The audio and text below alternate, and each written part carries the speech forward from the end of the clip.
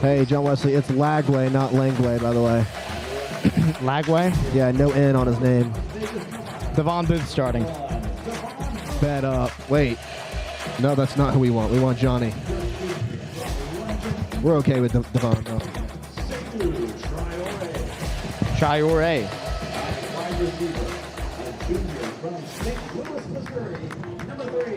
Let's go, baby.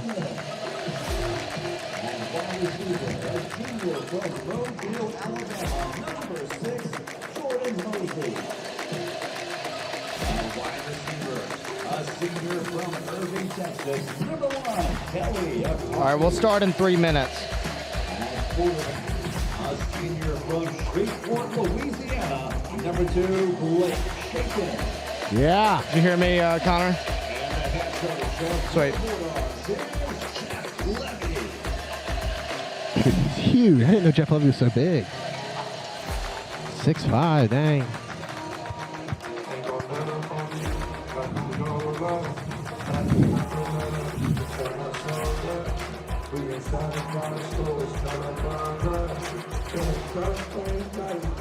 Dude, look at Searcy off the edge.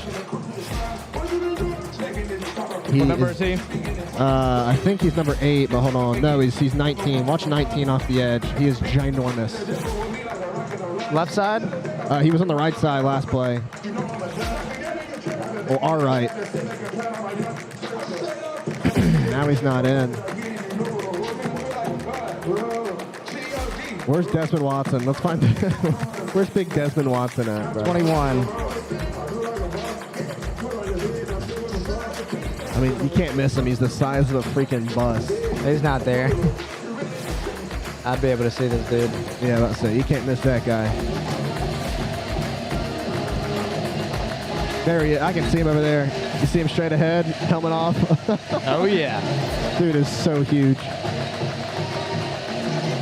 Dun dun dun dun. Dun dun dun dun dun dun dun dun.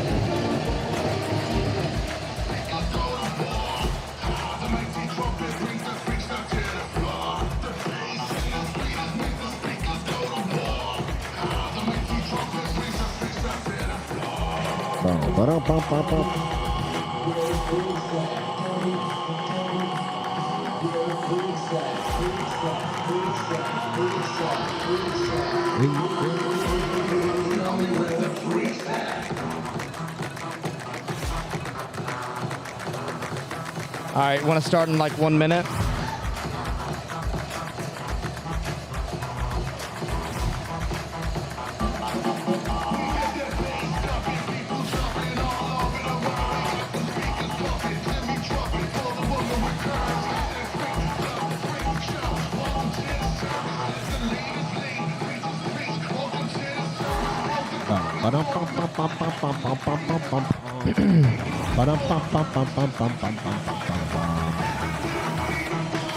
Student section's not.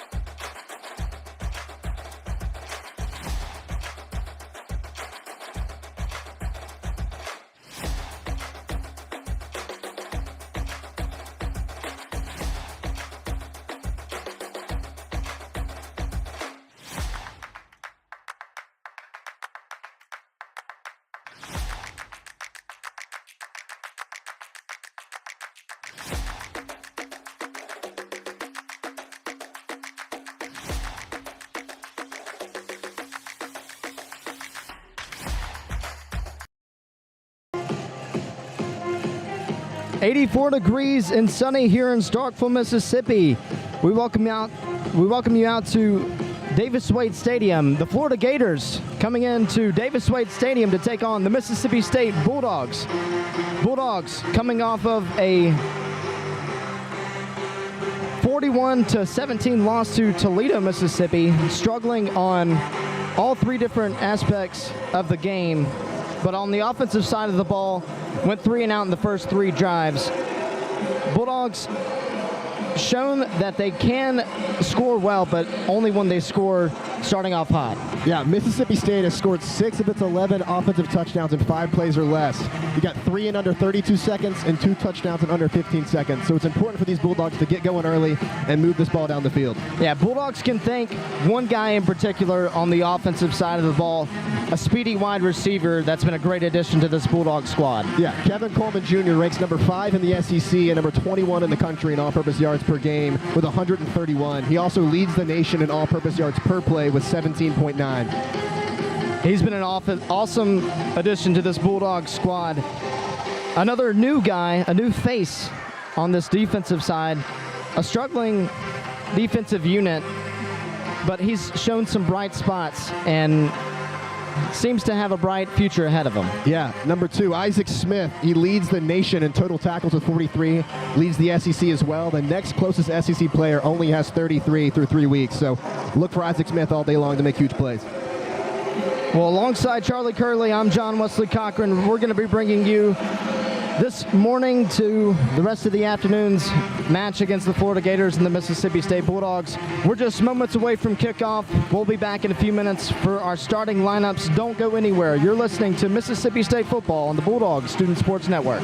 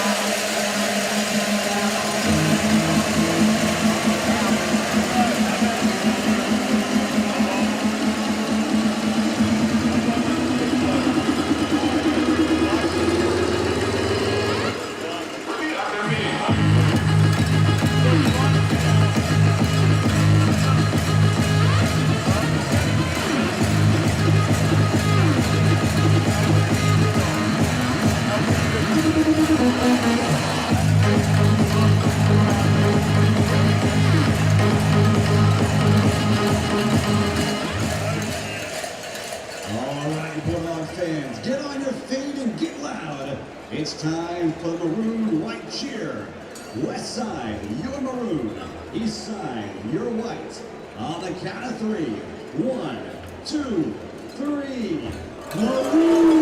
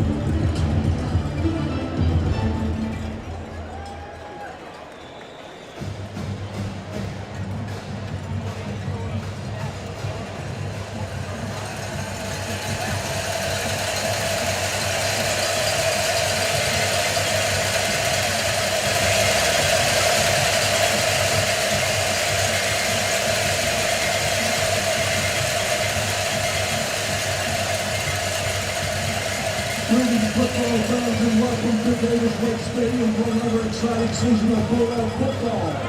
Please welcome all the great college and university bands in America, the Mississippi State University famous Maroon Band.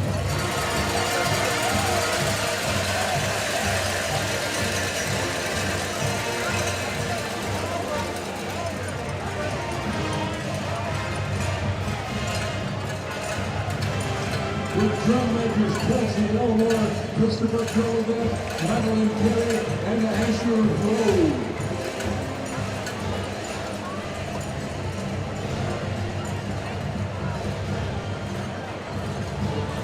Drumline Captain Jacob Lee and guard captains Parker Bridges, Harry O'Connell, Matty Needles, Andy Powers, and Joanna Smith. Ladies and gentlemen, this is your famous Maroon Band.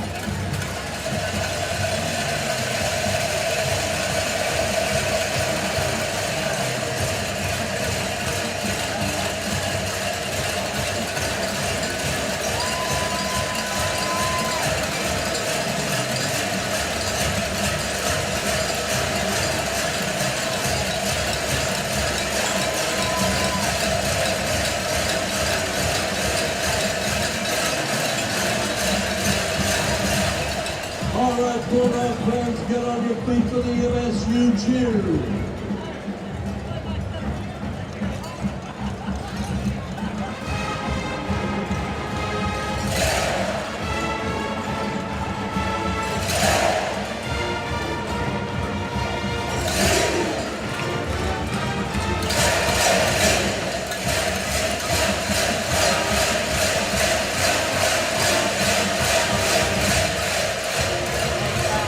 The Maroon Band continues with Not Alone, the original flag song for the university.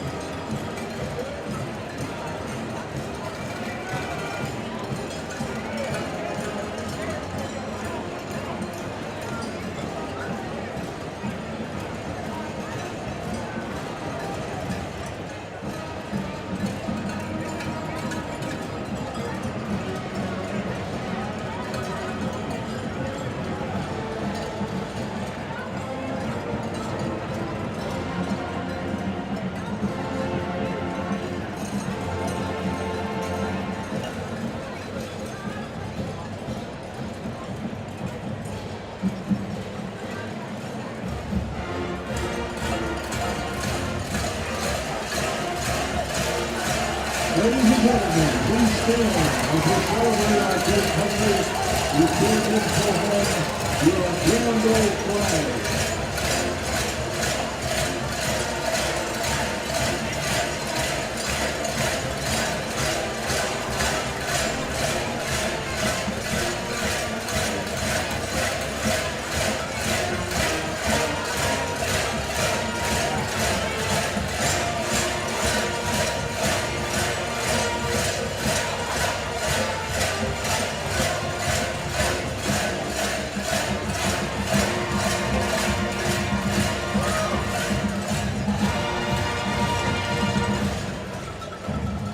Please direct your attention to the flag posted in the southwestern zone as the Maroon Band, conducted by Associate Director of Bands, Dr. Craig Arhus, leads us in singing our national anthem.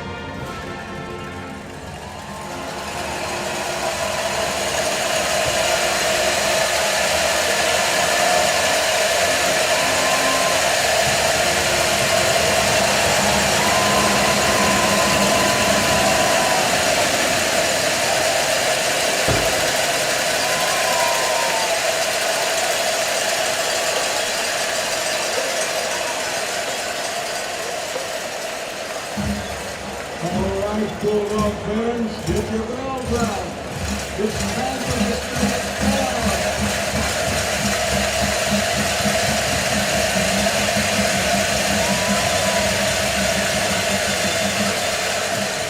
Give me an S. Give me a T. Give me an A. Give me another T. Give me an E.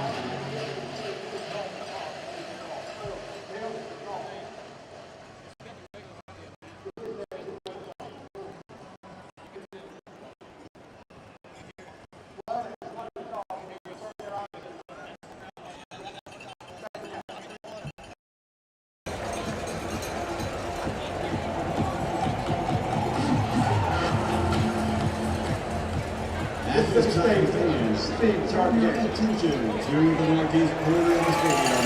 As the race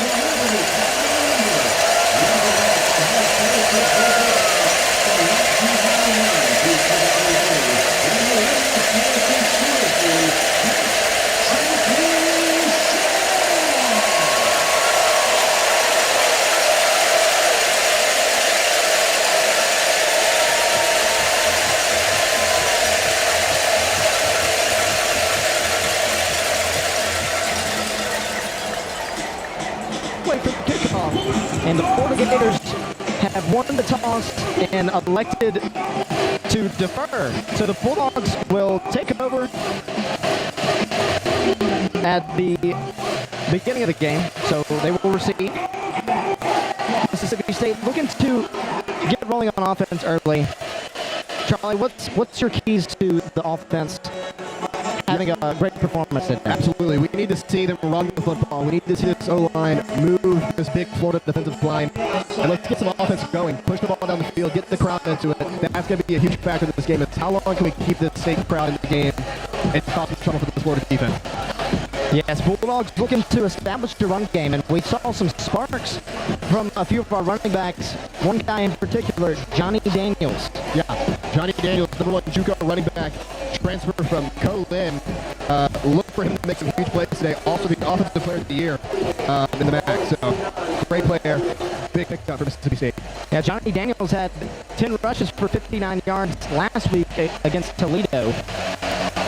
So it'll be an interesting thing to see on the offensive side. To kick off here in Davis Wade as Trey Smack, the junior for Florida, will be getting ready to kick off here in just a few seconds.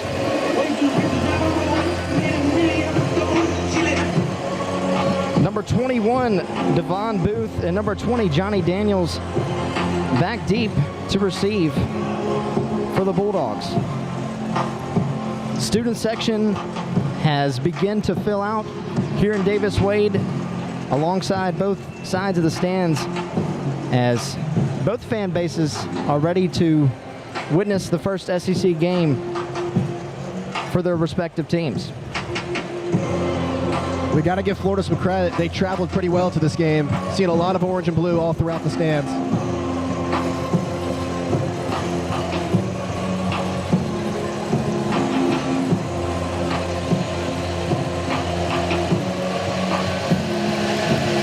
And officials have talked it over. Things are all set as Trey Smack is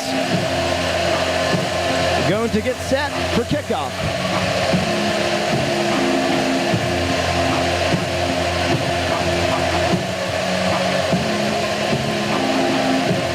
Trey Smack all ready. Low kick to the back left part of the end zone. That's going to go for a touchback, and the Bulldogs will take over at the 25-yard line. Blake Chapin, the transfer from Baylor, settling in here for the Bulldogs, sitting at 70% completion percentage on 61 for 87 passing this season. Only one interception, as that was last week against Toledo. Sitting at 834 passing yards on the season. Went 28 for 39 last week with 2 touchdowns.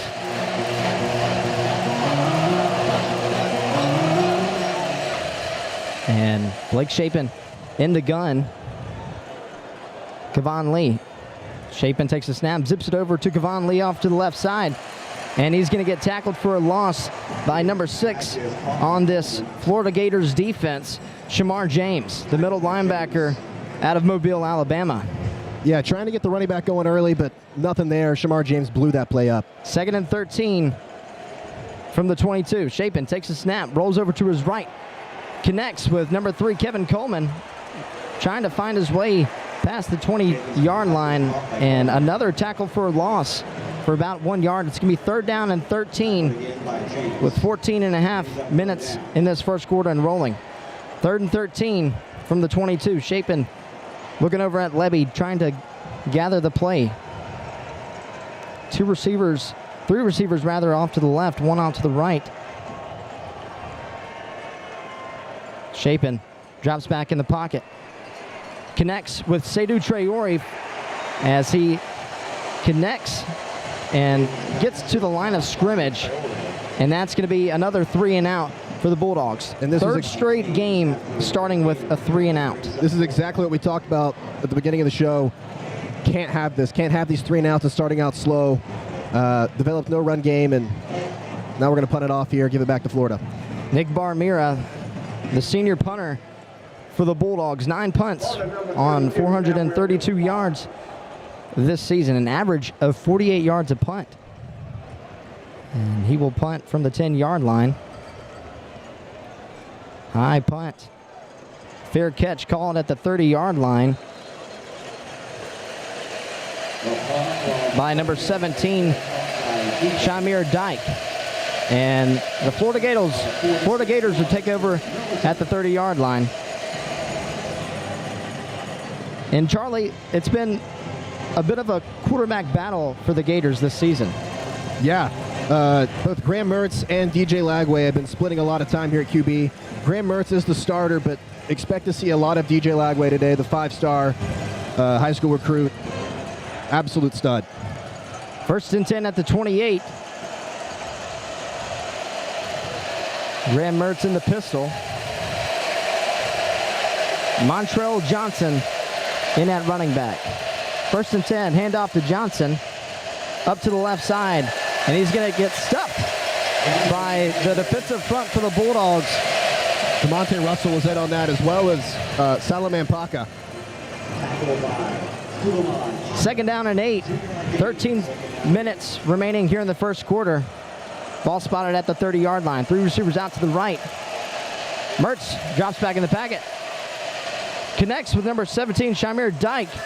And he's going to get a gain for 5 yards. It's going to bring up 3rd down and 3. And guess who? Isaac Smith in on that play.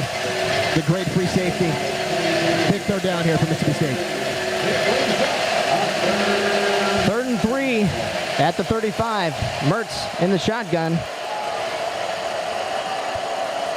3 players motioning over to the left side. Mertz takes the snap. Looking to pass. Play fake. Tackled at the line of scrimmage. It is again. Isaac Smith, back-to-back huge plays. 4th down. What a play. Big tackle for loss from the star-studded freshman Isaac Smith, the leading tackler in the SEC and the nation.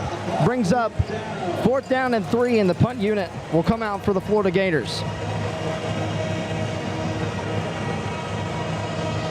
The punter for Florida, number 26, Jeremy Crenshaw, ready to punt this one away. Kevin Coleman back deep to receive at the 20. High spiraling punt. Coleman takes it at the 25 and met by number 42 on the defense. Big tackle from Matthew Cade, the linebacker, getting some time here on the special teams unit for Florida. And the Bulldogs will take over at 1st and 10 at the 24-yard line. Bulldogs went 3 and out in their first possession. Jeff Lebby going to talk over with the Bulldogs. We're going to take a short timeout, and we'll be back here in a few minutes. You're listening to Mississippi State football on the Bulldog Student Sports Network.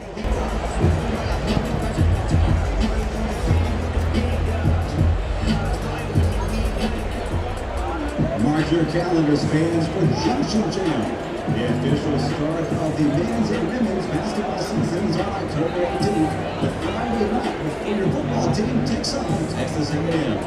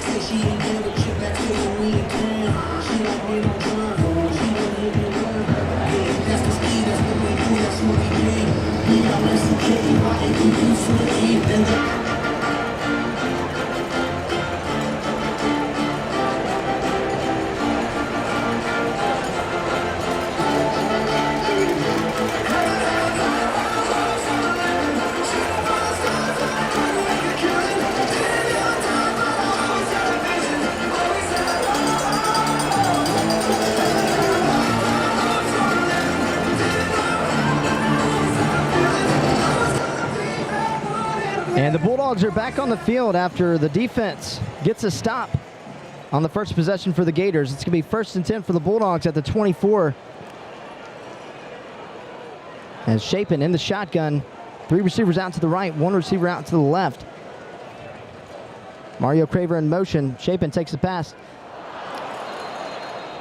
Throws it out to the right side on the swing pass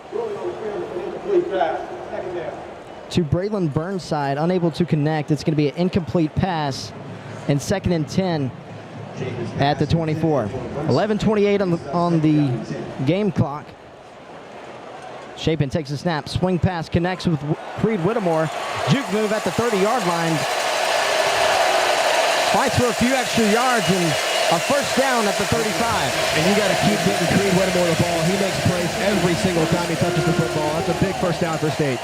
1st and 10 for the Bulldogs at the 36. Chapin takes a snap, rolls over to his right. Surveying the field. He's going to tuck it and run and gets tackled for a gain of 4 yards. It's going to be 2nd down and 6. Chapin had great protection. They're rolling out to the right. Great coverage by Florida. There was no one open, so he scrambled and took what he could. Chapin has proven in his first few games that he's not afraid to run the ball, as he's been smart with the ball. Only 1 interception on the season through 3 games for the Bulldogs. 2nd and 8. Chapin in the gun, takes the snap, hands it off to Kevon Lee. Runs it up the middle, but stopped after a gain of 2 yards. Number 29 on the defense for Florida, Jordan Robinson. 3rd and 5 for the Bulldogs. State goes quickly here, trying to possibly catch Florida a little lackluster here. 3rd down and 5 at the 42. 2 receivers out to the right, 2 left.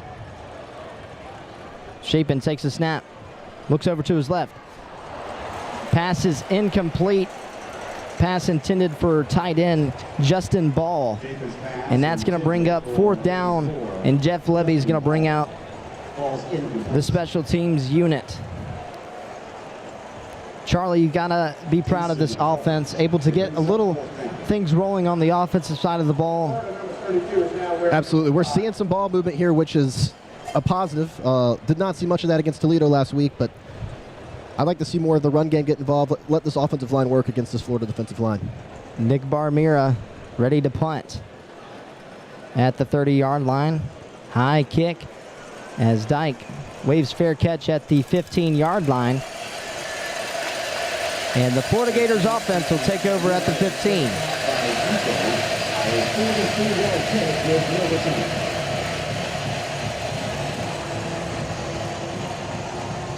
The State defense looked real hungry at the start of the first possession of the game. I'd love to see that energy continue over into the second drive.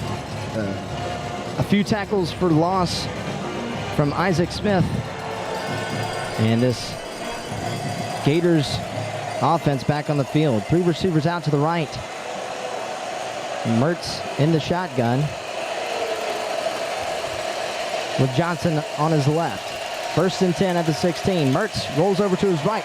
Pressured by Smith. Connects at the 15-yard line at the line of scrimmage and met by none other than Isaac Smith. Pass caught by Montrell Johnson. Isaac Smith is all over this field right now. 3 straight huge tackles made by him. This guy is unbelievable. Gain of 1 yard. It's going to be second down and 9 at the 17. 2 receivers out to the left, 1 out to the right. Mertz takes the snap, looks over to his right. Pass incomplete. Hunter Washington made a big play there. The strong safety came up and laid the boom on that tight end when he was trying to catch that corner route. Big 3rd and 9 here, and this state crowd is getting loud. Mertz rifled the throw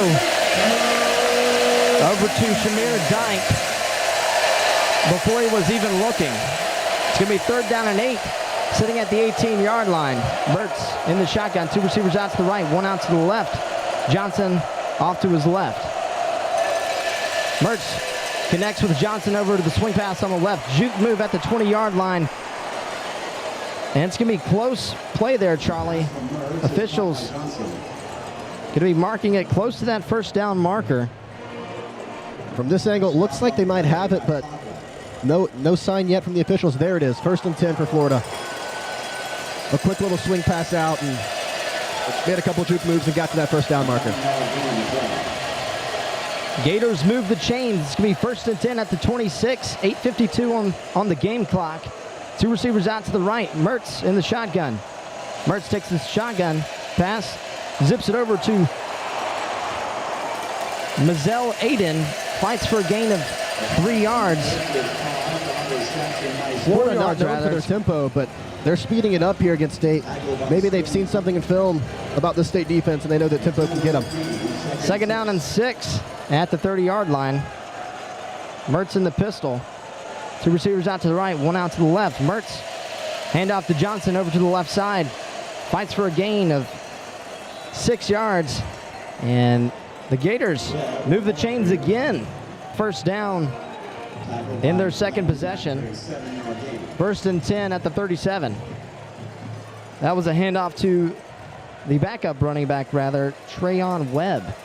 Yeah, Trayon went right through a defensive lineman. I believe that was Calvin Dinkins. Went right through him, ran him straight over for the 1st down. Gators in the gun, 2 receivers out to the right, 2 out to the left. Mertz in the gun. Swing pass out to Aiden, as that's going to be a gain of 15 yards and another 1st down. The Gators aren't doing anything special here. A lot of quick throws out to the outside and letting these receivers run, but it's working really well right now. State really has no answer. Let's hope they can hunker down here and make something happen. It appears Aiden ran out of bounds 1 yard short of the 1st down marker. It's going to be 2nd down and 1 at the 46. 2 receivers out to the right, 2 out to the left. Hanson in motion over to the right. Mertz, play fake. Looks over to the left side of the field. He's going to tuck it and run. Passes over to the 50, over to the 40. Slide. And then he's going to be spotted at the Mississippi State 38-yard line. And the Gators in Mississippi State territory for another 1st down. Graham Mertz, very patient in that pocket. Nothing there. Tucks it and runs and finds a huge gap for about 20 yards. 1st and 10 at the 38. Takes the snap. Surveys over the right. Hit as he throws. And a flag flies on the field. Isaac Smith brought the safety pressure, came in and clobbered Graham Mertz as he threw it, but it looks like it's going to be roughing the passer here. And I'm not sure about that call.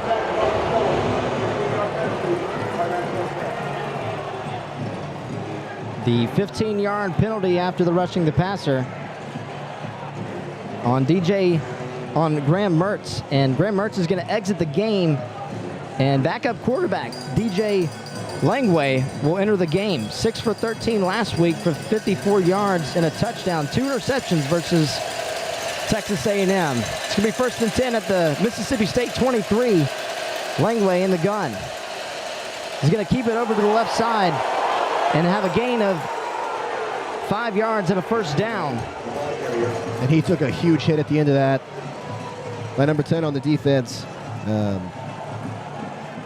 Yeah, huge play there. Big play from Corey Ellington. Looks like Florida's calling a timeout here.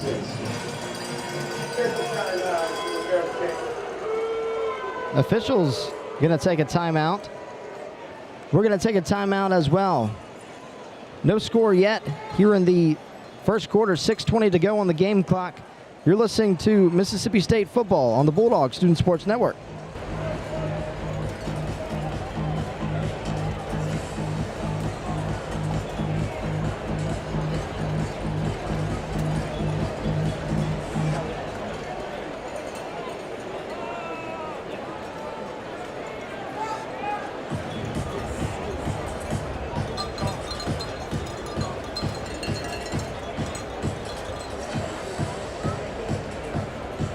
Ladies and gentlemen, 50 years ago, a group of Bulldogs put together one of the best seasons in MSU history. Under the direction of late head coach Bob Tyler, the 1974 Bulldogs won 8 games, turning invite to the Sun Bowl. Then, in the school's first bowl game in 11 years, State put on exclamation point to an outstanding season with a 26-24 victory over North Carolina. After the season, quarterback Rocky Funker was named the SEC's Player of the Year. Meanwhile, running back Walter Parker has taken Falcons to the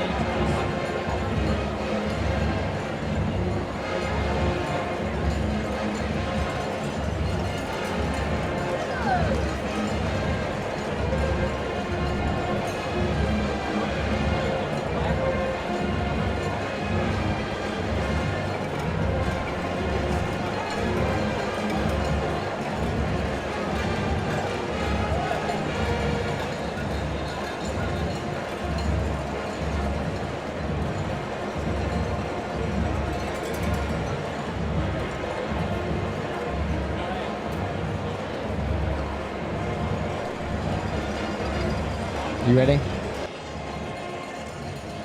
And the Florida Gators back on the field, 2nd and 7 here in the first quarter, 6:20 to go on the Bulldogs' 20-yard line.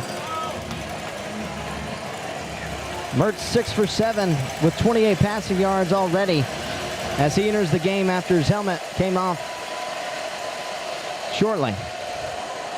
Dyke motioning over, handoff to Johnson up the middle. Met at the line, fights for a gain of 3 yards. It's going to bring up 3rd down and 4. DeMonte Russell, first one there with contact. Then the rest of that State defense rallied up and drug him down to the ground. Jackson, Mississippi native on the tackle. It'll be 3rd down and 4, 5:45 on the game clock. 3rd down and 4 on the 17-yard line of Mississippi State. Mertz in the shotgun. Johnson off to his right. Mertz takes the snap, looking to pass. Surveys the field, rolls over to his right. He's going to tuck it and run it, makes a man miss. And he's going to roll out of bounds for a gain of 6 yards in the first down. Graham Mertz, a great play there. Nothing going at first in the pocket, rolls out right. Actually got chased down by, I believe that was number 11, Ty Cooper, but makes a miss, gets the first down, and now they're set up very nicely here. First and goal on the 9-yard line. First and goal at the 9, 5:07. Mertz, handoff to Johnson, up the middle. And Johnson fights through the defensive line for a gain of 3 yards. It's going to be second and goal at the 6-yard line. I'd love to see the state defensive line get a little bit of a push. This O-line for the Gators is big, and they are just moving bodies right now. Let's see if the state defense can get something going here and shut down this drive. Florida Gators red zone offense, 8 for 10 on the season with 7 touchdowns when they enter the red zone. Second and goal at the 6. Mertz in the pistol. Johnson behind him. Dyke motioning over. Handoff to Johnson up the middle. Makes a man miss. Fights through a free tackle. Through a gain of 2 yards. It's going to be third down and goal at the 3-yard line. They're sitting in an extra tight end here, looking like a jumbo package, wanting to run this ball here. Let's see if the state defense can make something happen and get a big stop. Third and goal at the 3-yard line. Just under 4 minutes in this first quarter. Mertz in the shotgun. 2 receivers out to the right. 2 left up close. Mertz takes the snap. Connects with number 8 for the Florida Gators. Arliss Boardingham for the 3-yard touchdown pass, and the Florida Gators strike first. There was a little pick play there. The wide receiver out to the left ran a quick slant to the right and took that defender that was supposed to be on Arliss out of the play completely. It was a quick little out route there from Arliss, and it was wide open. No one even near him. An easy touchdown there for the Gators.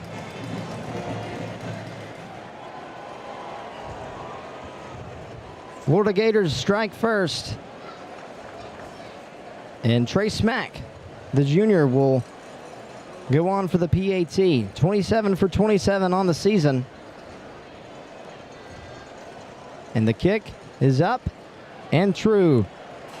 Gators lead the Bulldogs 7-0 with 3:39 to go in the first quarter.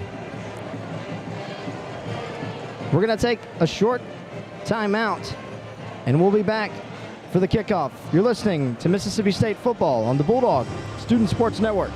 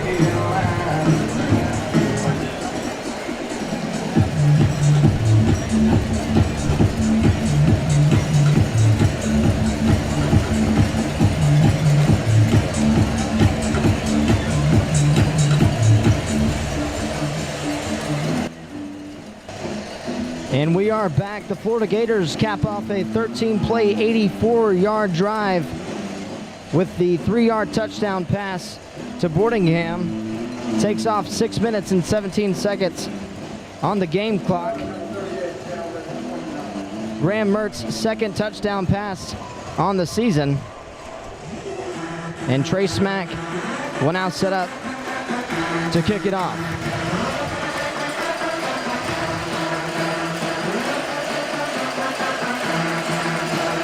Kevon Lee and Johnny Daniels back deep to receive. And it's a high kick. And Kevon Lee will take it out at the start of the end zone. Running up to the right side, passing to 20, at the 30, at the 40, makes a man miss. Run out of bounds at the 45-yard line. And Devon Booth with the 45-yard return sets up the Bulldogs offense in some great field position to start off this drive. The special teams unit had great blocking there. That right side was wide open for Devon Booth to just run straight down. Made one man miss, wrapped up. Now let's see if we can get some offense going, move this ball down the field. And Chapin in the offense will trot back onto the field. 18 total yards and 1 first down through this game so far. Chapin in the gun, 2 receivers out to the right, 1 out to the left. Kevon Lee off to his left. Hand off to Lee over to the left side. Makes a few men miss. Tackled by number 12, DJ Douglas, the strong safety. That's that offensive line push we've been asking for all game long. Great blocking. Kevon Lee runs right up the middle for good yardage. Hurry up offense. 3 receivers out to the left. Chapin hand off to running back Kevon Lee. And right after that, that play was absolutely blown up by number 44, Jack Pyburn. Blew that up, wrapped him up, no gain. It's going to bring up 3rd down and 3 at the 45-yard line. Chapin takes a snap. Hands off to Kevon Lee up the middle. Makes a few men miss. Fights through a few tackles. Tackled by Jason Marshall Jr. It's going to be the second first down for the Bulldogs. First down for the Bulldogs in this drive. 1st and 10 at the 45 in Florida territory. Zip pass to Kevon Lee. And he's going to run out of bounds at the Florida Gators 35-yard line. We have got to continue to find ways to get Kevin Coleman the football. The speedster just ran right around the end, got all the way to the edge, and then cut it upfield for a first down. 25 seconds on the play clock and running. Some Florida Gators substituting. Chapin in the gun. Play fake, looking to pass. Looks over the middle of the field, rolls out to his right. And connects to Creed Whittemore off to the right side. Hurdles over a man and falls at the 11-yard line. There's a flag down, it looks like. Flag on the field. But we keep saying you have to find ways to get Creed Whittemore the football. Every single time he touches it, he makes something happen. It appears that was tight end Seydou Traore.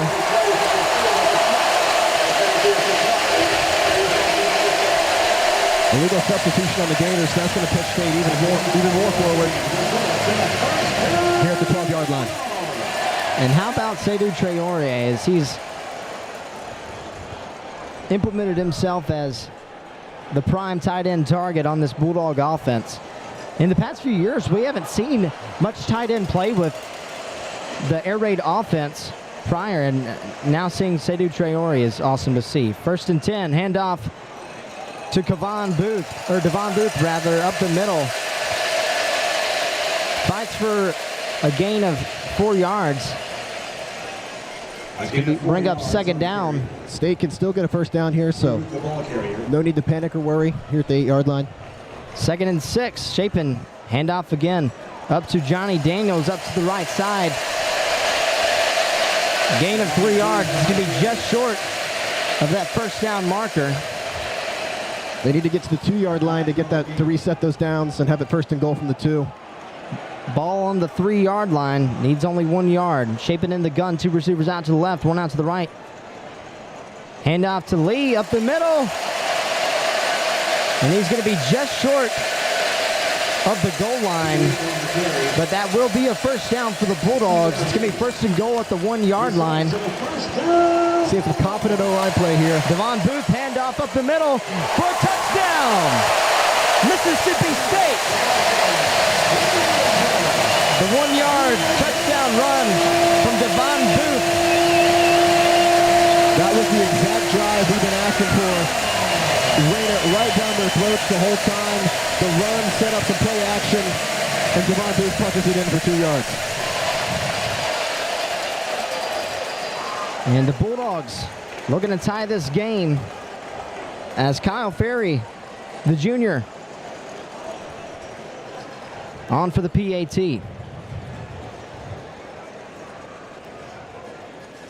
And the kick is up and good. Bulldogs cap off an 8-play, 62-yard drive. Takes 3 minutes and 9 seconds off the game clock. All tied up here with 21 seconds to go here in the first quarter. We're going to take a short break. You're listening to Mississippi State football on the Bulldog Student Sports Network.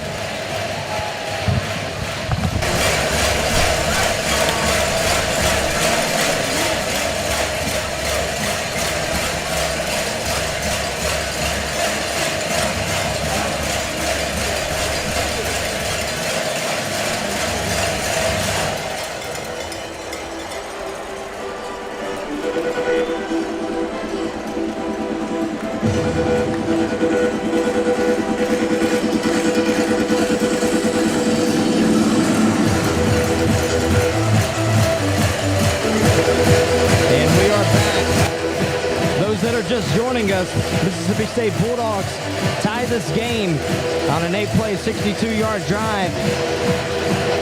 Scores now tied 7-7, 21 seconds to go here in the first quarter. And Kyle Ferry, Nick Barmira rather, will get set to kick it off.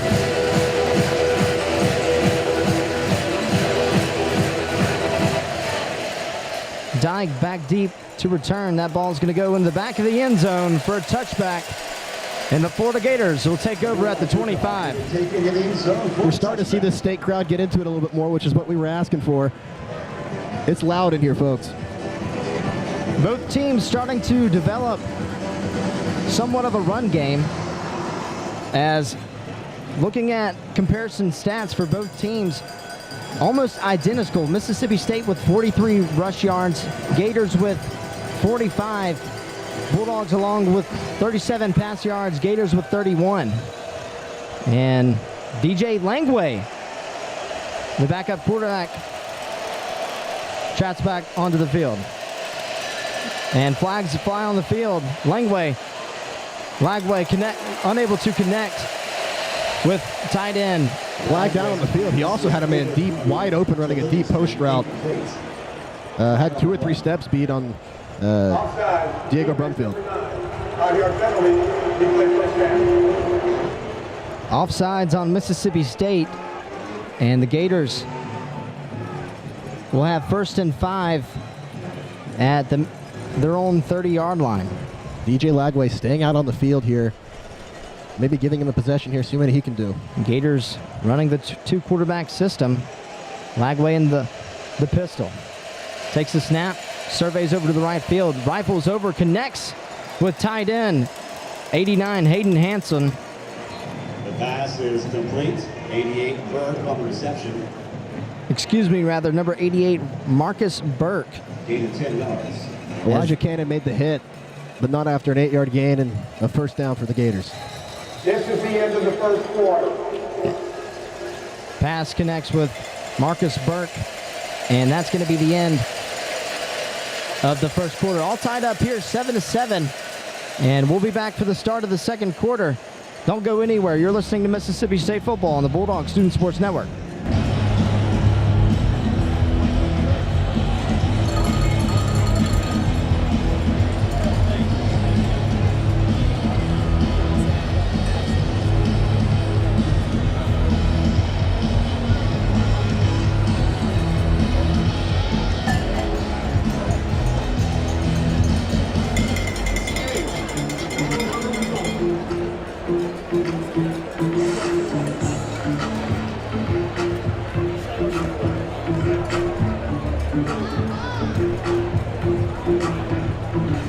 Fans, turn your attention to the north end zone where Allstate and Allstate agent Brad Ford have awarded one lucky fan the chance to kick a 25-yard field goal for a chance to win $1,000 and 2 tickets to an upcoming home game. Also, $1,000 to be given to MSU's General Scholarship Fund. Our contestant today is Zach. Zach, good luck, and you may kick when ready.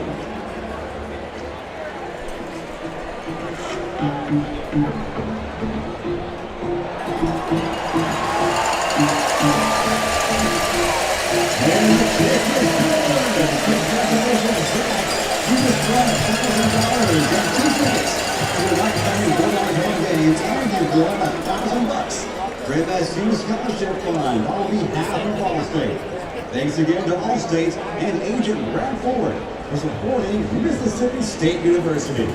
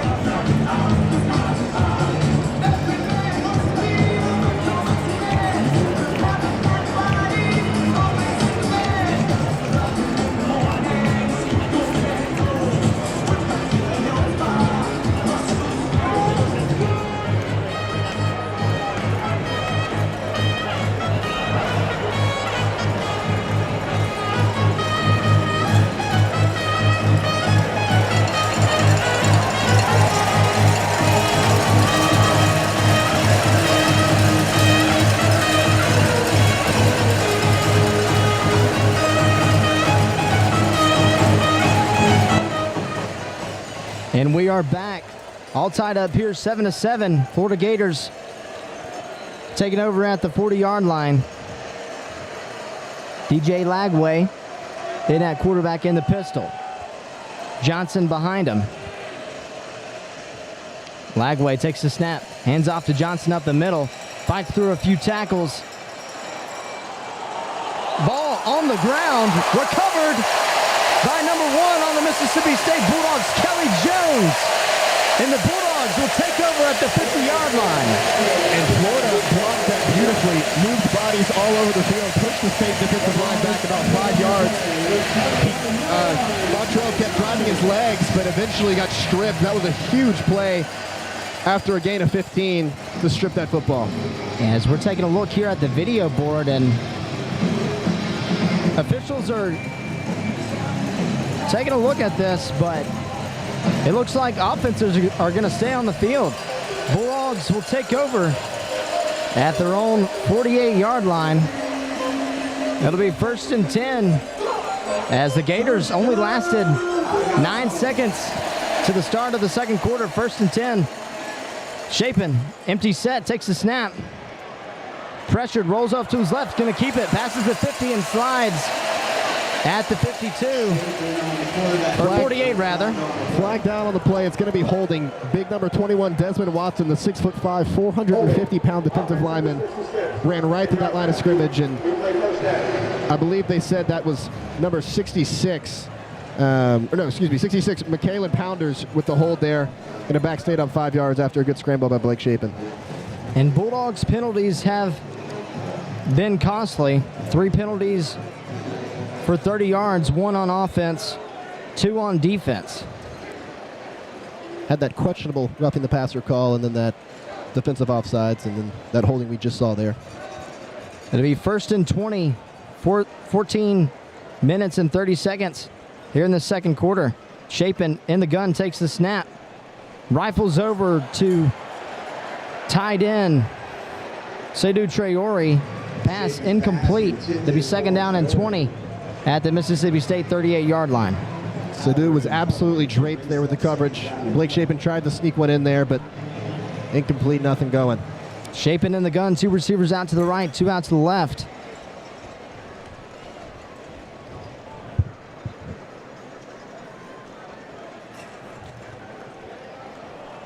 Johnny Daniels off to the right. Motions over to the left, hand off to Daniels, runs up to the right side. Fights for a gain of 2 yards and met at the defensive front. Johnny Daniels on the kick. Big number 21, Desmond Watson, pushed right through the line of scrimmage and forced Devon Booth to have to bounce it out right. Ultimately, nothing going. Wrapped up. Johnny Daniels going to stay in the game. Off to the left of Shapen. 2 receivers out to the right, 2 out to the left. 3rd and 17. Shapen looking to pass. Rifles over to Kevin Coleman. Pass incomplete.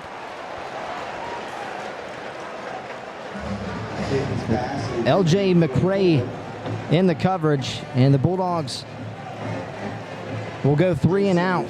That was great coverage there by LJ McCray. Draped all over the receiver and batted that ball free. 3 and out for State. Costly penalty on 1st down, and that'll bring up another 3 and out for the Bulldogs. Hard to get the ball moving when you start a drive off with a holding penalty to back you up 10 yards. And Nick Barmira on for the punt. Appears that it was nearly tipped as that ball will go out of bounds. Let's see where the officials marked this one. Not much of a deflection, but did not go as far. Per usual for Barmira. Ball's going to be spotted at the Florida Gators 41-yard line, and it'll be 1st and 10 for the Gators offense. We're seeing a different type of State defense this week. Very aggressive, flying to the ball all over the place. This needs to continue. This looks a lot different than last week against Toledo. Officials spotted at the Gators 35-yard line. It'll be 1st and 10 with Mertz in the shotgun. 2 receivers out to the right, 1 out to the left. Mertz, handoff to running back Johnson up the left side. Met at the line by Corey Ellington, the safety for the Bulldogs. It'll be 2nd down and 7 for the Gators. 3 receivers out to the right, 1 out to the left. Jacoby Jackson in at running back for the Gators. Mertz in the shotgun. Connects with Jackson, crossing the 45-yard line. Falls out of bounds at the 50-yard line. Graham Mertz taking his time there, looking in the pocket. There was trips out to the right, nothing going. Dumps it off to the running back, and there was no one in sight. An easy pickup. 2 receivers out to the left, 1 out to the right. Mertz in the gun. Play fake, connects up to the right side with Elijah Badger. That's going to be a gain of 6 yards. It's going to be 2nd down and 4 at the Mississippi State 44-yard line. There was more motion out to the left there. Thinking the play's going left, he tosses a curl back to the right, and Elijah Badger picks up around 6 yards. 12:23 on the game clock. Mertz in the pistol, 2 receivers out to the left, 1 right. Hand out, play fake to Jackson. Mertz steps up in the pocket, connects with Badger off to the right side. He's going to fall out of bounds at the Mississippi State 32-yard line. Graham Mertz had a great play fake there. The entire defense bid on that, which allowed Elijah Badger to be wide open on a comeback route. Florida's moving the ball right now, all with the arm of Graham Mertz. Graham Mertz stepping up and being a leader on this Gators offense. Trips left. Jackson in at running back. Mertz looking to pass. Connects with Jackson off to the right side. Moves at the 30. Makes it over to the 20-yard line. Misses a few tackles. And flags fly all over the field. It's looking like this one could come back, a potential holding call. We'll see what the officials have to say. Looks like number 1, Kelly Jones, the nickelback, Illegal block in the back. got pushed. Yeah, blocking the back. The nickelback Kelly Jones was shoved there towards the end of the play when he was trying to make a play on Jacoby Jackson. That's going to bring up first down and 20 for the Gators. As this penalty brings them back 10 yards. Ball's going to be spotted at the Mississippi State 27-yard line. Mertz in the gun. Webb off to the right. Pass over to Aiden. He's going to be fighting for a first down and is going to fight to the 20-yard and move the chains for the Gators. Pass completed to Mizell Aiden. 7-yard gain. His second reception on the season. Mertz in the pistol. Play fake. Lob pass over to 88. Marcus Burke for the touchdown in the back left part of the end zone. Marcus Burke ran a corner fade route. Graham Mertz pump faked the short route, made those corners hitch a little bit. Marcus Burke was wide open back of the end zone, had 2 or 3 steps past those DBs. Marcus Burke with the slow and go route beats the defender, and Mertz with his second touchdown pass of the game.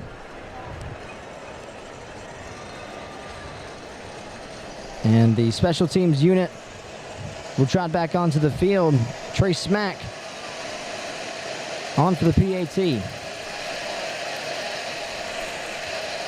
And the kick is up and good.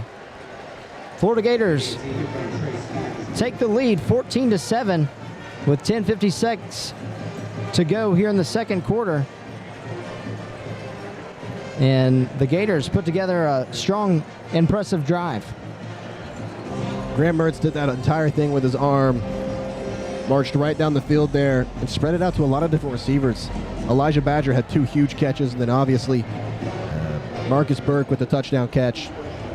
Graham Mertz looked stellar on that drive. Florida Gators offense cap off a 7-play, 65-yard drive.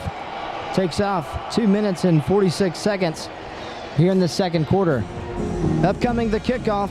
Don't go anywhere. You're listening to Mississippi State football on the Bulldog Student Sports Network.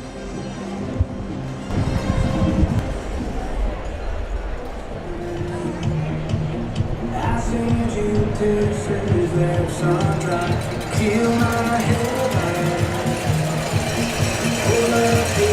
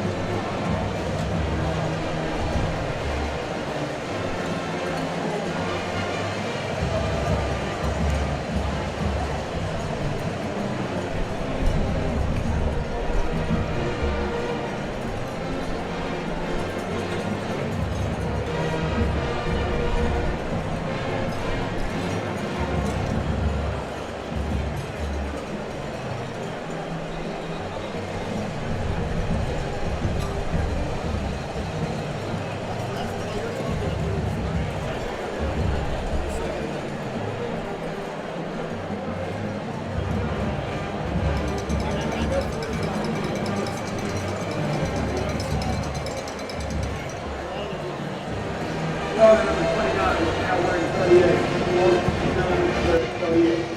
And we're back. Those that just missed us, the Florida Gators take the lead 14-7 on top of the Mississippi State Bulldogs as they cap off a 7-play, 65-yard drive with the 25-yard touchdown pass to Marcus Burke. Gators now at 173 yards of total offense as the kickoff is high and caught in the back of the end zone by Devon Booth. Met at the 15-yard line, fights for a few more yards, and the ball is going to be spotted at the Mississippi State 19-yard line. It's going to be 1st and 10 for the Bulldog offense.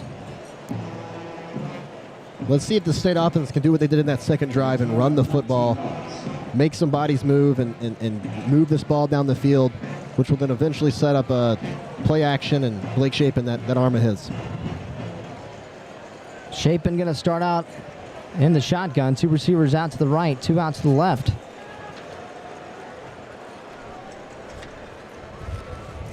Seydou Traore in motion. Handoff over to the right side for Booth. This is going to be a gain of a couple yards.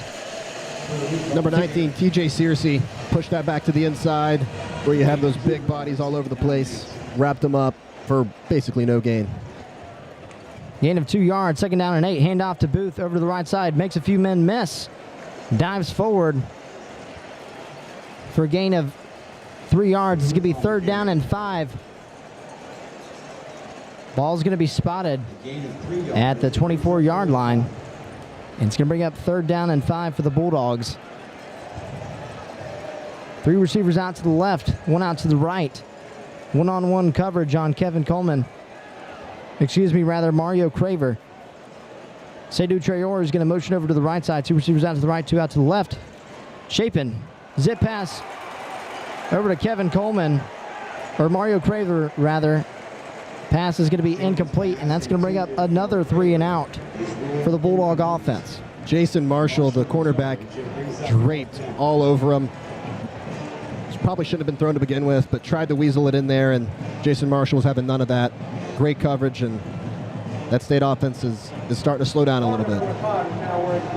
Trying to get the ball in the hands of our playmakers as Mario Craver, one of the more talented freshmen on this Bulldog offense. And Nick Barmira is going to punt it deep. Caught at the 20-yard line from Dyke. Makes a few men miss at the 45, at the 50, falls out of bounds at the Mississippi State 41-yard line. It's going to be 1st and 10 for the Florida Gators inside Mississippi State territory. Great return there. He really did that all on his own, made 4 or 5 guys miss to set them up in great field position here at the 44-yard line. The 3rd 3 and out of the game for the Bulldog offense. Puts the ball back in the hands of Graham Mertz, as Mertz has been finding his stride as the starting quarterback for the Gators, as he now has 8.1 yards per completion and 113 yards in this game. Mertz in the shotgun, drops back in the backfield, connects with tight end 86 for the Gators, Tony Livingston. Graham Mertz staying so patient in that pocket. Basically has all day to throw, and he's just picking his targets. Great accurate balls and helping his guys get down the field. Gain of 8 yards. It's going to be 2nd and 2 at the 36. Mertz, empty set. Mertz backs in the backfield. Connects with tight end Hansen for another touchdown. 30-yard touchdown pass to Hansen. Makes this 20-7. Yeah, they went 5 wide. Hansen was in the slot there as the tight end, and he just ran a streak route, and no one accounted for him. No one even close to him. Easy read if you're Graham Mertz, and Graham Mertz is picking apart the state defense right now. 3 touchdowns in the first half. Graham Mertz connects to the wide open tight end on the right side, middle of the field. And Trey Smack will get set for his 3rd extra point attempt.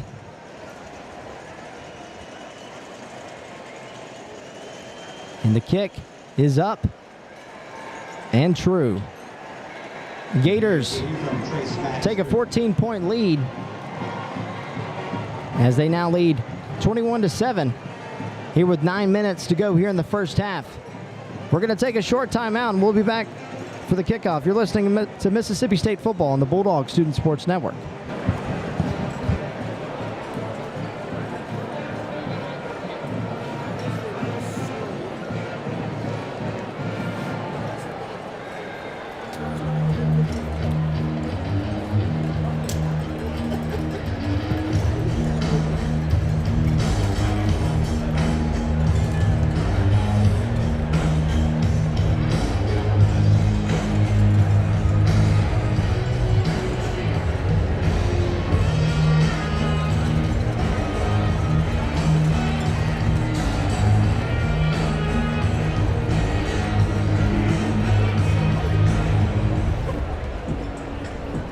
Ladies and gentlemen, please welcome back onto the field, led by head coach Jackie Sherrill and boasting one of the nation's top defenses, the 1999 MSU football team will forever stand as one of the toughest and best teams in sports history. Played under 26 games of season, the nation never placed in the country on the Asian 1918 team and turned to be along with Spark and Pittsburgh. It's the key, then on to the big question. 17-7 lead control. The total is 2 points. It's time out for 53 after it's here.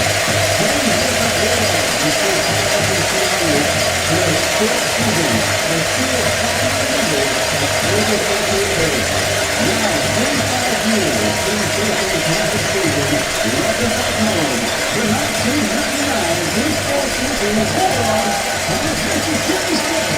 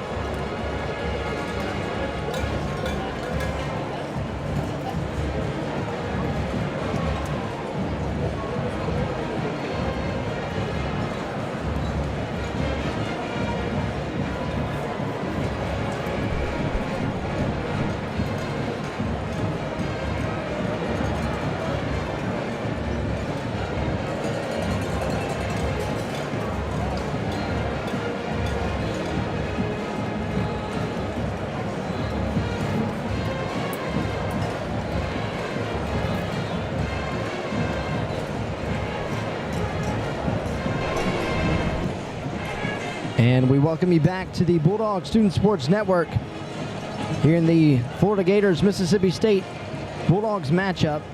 And the Gators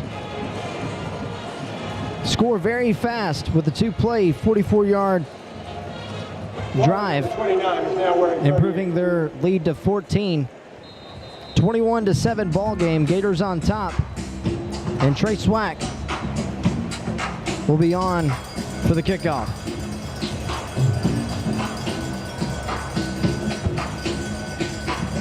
And the kick is a low line drive into the back of the end zone, and that'll be a touchback. Bulldogs will take over on offense at the 25-yard line. I'd like to see this state offense and Blake Shapen push the ball downfield a little bit. There's been basically no downfield shots taken at all. So I'd love to see Blake Shapen in this offense try and keep this Florida defense on their toes. They're expecting run or short passes the entire time, which has been successful, and they've shut down practically everything we've done besides that one drive where we ran it right down their throats.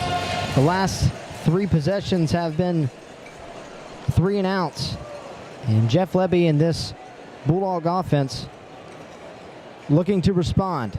Shapen in the shotgun, trips left, one receiver to the right. Shapen, play fake, looking to pass, looks over to the left side. He's going to tuck it and running. Slides down at the 30-yard line, 29-yard rather. It's going to be 2nd down and 6. He had Jordan Mosley deep there on the deep post. Just didn't take that shot, but he was open. Johnny Daniels off to the right, trips right. One receiver out to the left. Chapin. Hand off to Daniels. Makes a few men miss. And fights close to that first down marker. He's going to be 2 yards shy. It's going to bring up another third down for this Mississippi State offense. 3rd and short, 3rd and 3. The whole playbook's open here. Let's see what happens here and see if we can finally end this 3-and-out streak. A rare huddle up. Quick hurry up to the offensive line of scrimmage. Trips right. Kelly Akari in the ball game. Kevin Coleman motions over. Chapin connects with Coleman off to the right side for a gain of 10 yards and a first down. Bulldogs move the chains. Kevin Coleman made a great play there. Honestly, wasn't very open. Makes the catch. Had 2 guys all over him, but he makes them both miss. Gets that first down marker. And here we go. Great play call from Levy. Chapin play fake. And another flag on the field. And that's officials going to signal a false start. Never got set. 5 yards penalty. First down. Looked like State was going to take a downfield shot there. Kevin Coleman was at the bottom of the field, and he was running a go route off that play action, and it looked like Chapin was going to take that shot, but not before a false start to back us up. Another costly penalty on first down. It's the 4th penalty for the Bulldogs. Trips out to the left, one out to the right. Chapin in the gun.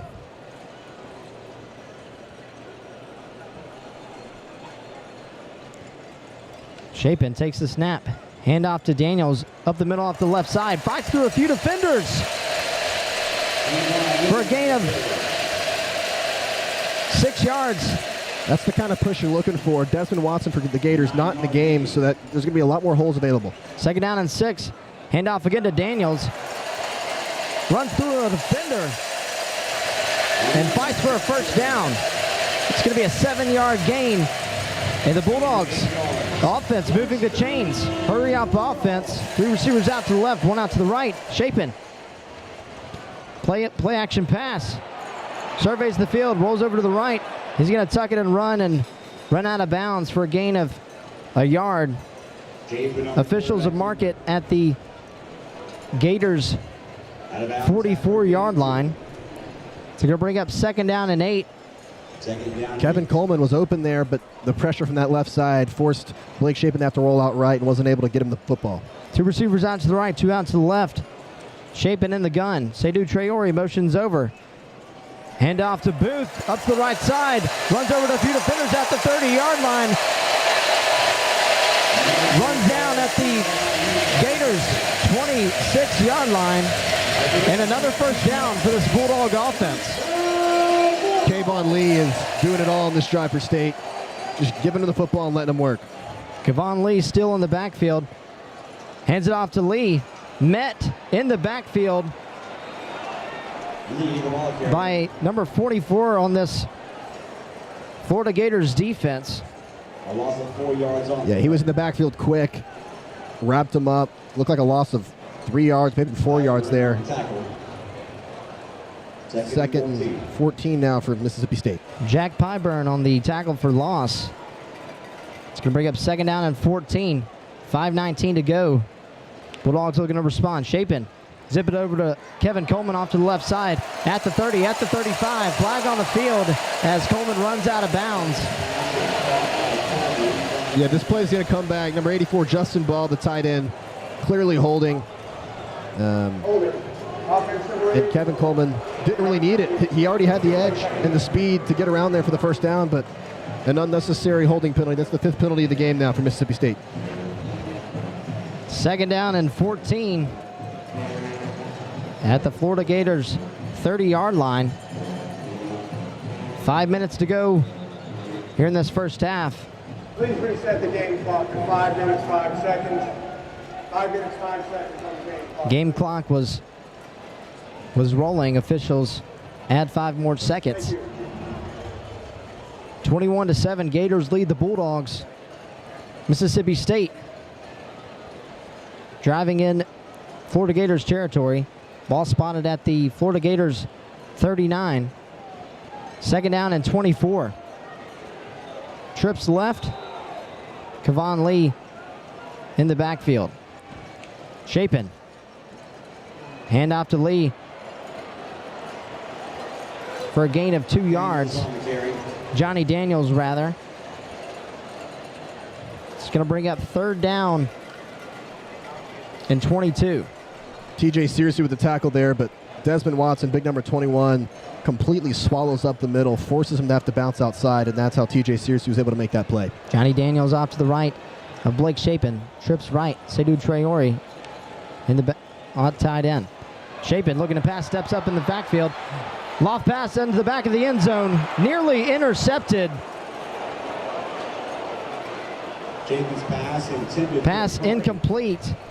Ball's incomplete. He was looking for Kelly Akari, but he was triple covered. Probably shouldn't have thrown that football. Honestly, very lucky it wasn't intercepted. Number 14 for the Gators, Jordan Castell, had his hands on it but couldn't haul it in. 4th down and 21. Bulldogs offense staying on the field. Interesting decision from head coach Jeff Lebby. Kyle Ferry has his struggles from deep, so not too surprising.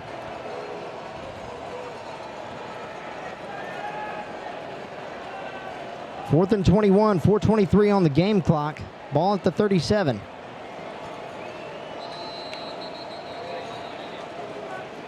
Looks like they're going to take a delay of game and maybe punt the football Play now. game. Offense.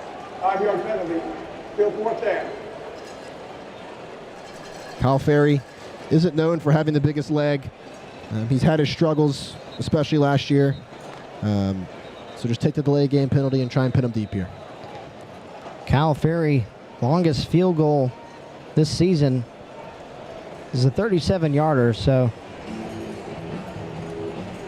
Jeff Lebby's going to send the special teams unit and his punter Nick Barmira onto the field. And again, it's another state drive where things are going well, and then 2 penalties back us up and basically stall the entire drive. So we've got to clean that up. The punt from Barmira is high. Fair catch at the Florida Gators 9-yard line. 10-yard line by DK. And the costly penalties No return. put the Bulldogs offense back on the sidelines. It's going to be 1st and 10 at the 9-yard line for the Florida Gators. Don't go away. You're listening to Mississippi State Football on the Bulldog Student Sports Network.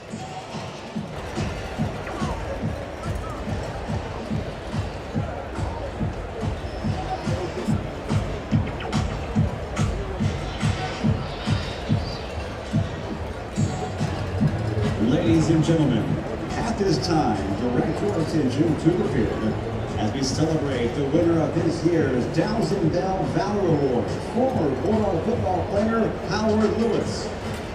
The Dowsing Bell Valor Award is presented annually and is named after the state's first black student athletes, Frank Dowsing Jr. and Robert Bell. It's given to a former letter winner whose determination and perseverance in overcoming obstacles is a testament to their character. Lewis exemplifies those traits.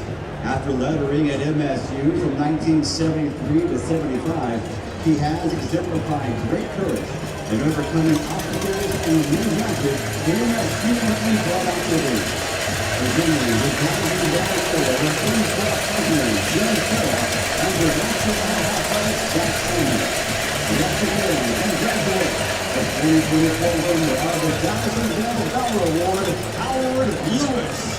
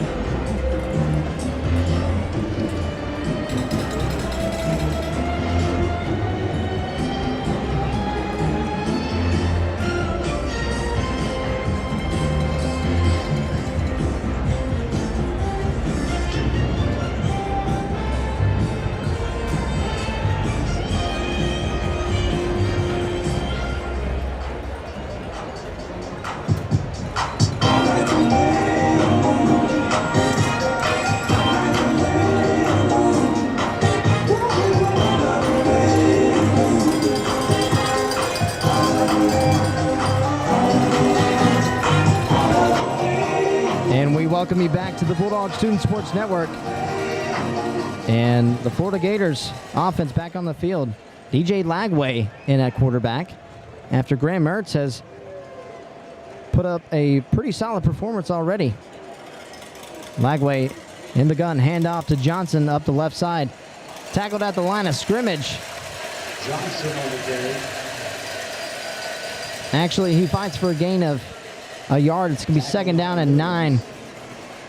Travion Williams swallowed that entire play up, Second down and 9. followed him all the way, had to force it back inside, and then he also made the tackle as well. So all around great play there from Travion. 2nd down and 9. 3:50 to go here in this first half. Lagway. Play fake. Dump pass to tight end. Met in the backfield by number 7 on the Bulldogs defense. Stone Blanton makes a Stone huge play Blanton. there. The transfer from South Carolina has implemented himself as a leader on this Bulldog defense. And he was open on the outside there, and DJ Lagway got it to him, but Stone Blanton quickly met him, swallowed it up. A big 3rd down here. He gets to take the ball back. 3rd down and 10 at the Florida Gators 10-yard line. Lagway in the gun. He's going to keep it himself up the right side at the 15, at the 20. Falls out of bounds at the 23-yard line for a gain of 13 yards and a 1st down for the Florida Gators. The design quarterback run for DJ Lagway there, and he goes right up the middle, bounces it out to the edge, and picks up the 1st down. 1st and 10, trips left. Johnson in the backfield. Handoff to Johnson up the middle. Fights his way for 10 yards and another 1st down for the Florida Gators. Yeah, Isaac Smith makes the play there, but not after another 1st down. This O-line is moving the State's defensive line right now. Empty set for Lagway. Trips right to left. Quick pass off to the right at the 35. Makes a man miss. Hurdles a Mississippi State defender. Falls out of bounds at the 46-yard line. Florida going very quick here. They have all this momentum, and they're moving the ball down the field. DJ Lagway doing a great job. 1st and 10 at the 46. 2 minutes to go, and that's going to bring up the 2-minute warning. This is the 2-minute timeout. We're going to take a quick timeout here for the 2-minute warning. Florida Gators lead 21-7 over Mississippi State. 2 minutes to go here in the first half. Don't go anywhere. You're listening to Mississippi State football on the Bulldog Student Sports Network. Ladies and gentlemen, at this time, direct your attention to the field as we celebrate the winner of this year's Leo Still Award, former Bulldog football player Chad Wynn. Wynn is just the 4th ever recipient of the Still Award, which on the occasion was presented to a former letter winner for outstanding service to MSU, plus someone who has been successful in business and in the community. Wynn's a 2-time past president of the M Club and has been active in M Club activities since his graduation from state. Wynn has also served MSU as a member of the Bulldog Club and MSU Foundation boards, as well as the School of Business Advisory Board, and he serves as the term as president. Presenting the Leo Still Award is the Director of winner of the Leo Still Award, Chad Wynn.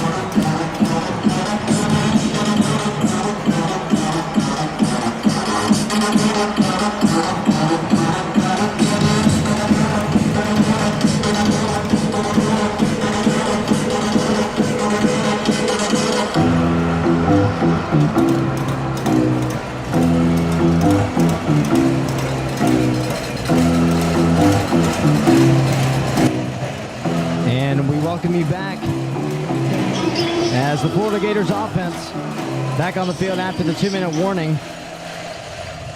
Lagway in the pistol, Johnson in at running back. Lagway, handoff to Johnson, bumps outside for a gain of 3 yards. It's going to be second down Johnson on the carry. and 7 for the Gators. Looks like someone's down on the field, injured. Looks like it is the running back, Tackle by Cooper. Montrell Johnson. Gain of 3. Now he pops up, taking him off the field. It's a blessing that Florida has 2 quarterbacks playing as well as they are right now. Besides that fumble by Montrell Johnson, they've been near perfect on the offensive side of the ball. For an injury, Mississippi State has elected to decline the 10-second runoff. Montrell Johnson, the senior running back out of New Orleans, Louisiana. 3 touchdowns on the season. Lagway in the gun. Handoff to Jackson up the middle with nobody to stop him. And that's going to be another first down for this Florida Gators. The ball carrier. Ball spotted at the Mississippi State 40-yard line. Tackle by the Trayon Webb had a huge hole right up the middle. The State defensive line just can't seem to move any bodies here. 1st and 10. Webb to the right of Lagway. Lagway looking to deep pass, long pass. Connects with Burke off to the left side at the Mississippi State 10-yard line. And the 30-yard pass connects with Marcus Burke. Yeah, that's a perfect throw from DJ Lagway on the fade route. I believe that was Elijah Badger that made the grab. Sets him up nicely. 1st and 10, handoff to Webb up the middle. Gain of 2 yards. It's going to bring up second down.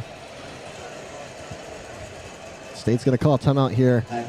Give this D-line a break. They are getting pushed around right now. They've got to figure out what is going on and how they can possibly stop this run game of Florida Gators right now, because they are getting whatever they want. Thank you.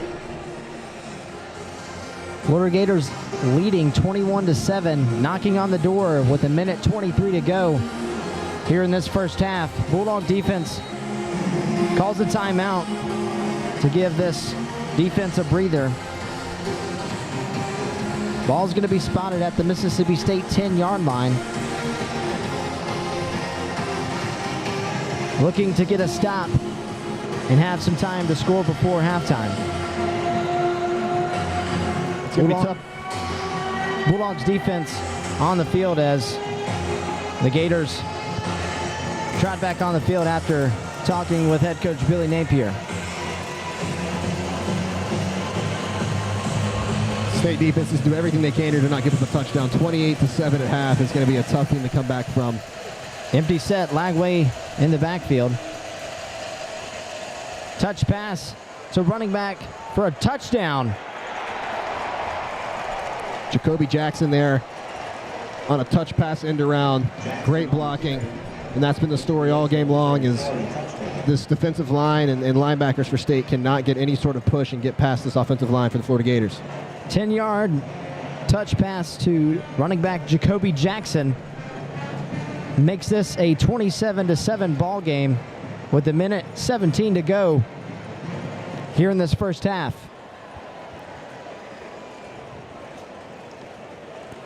And the quarterback play from Florida right now is spectacular. You got Graham Mertz, 15 of 16, 94% completion rating, 144 yards and 3 touchdowns.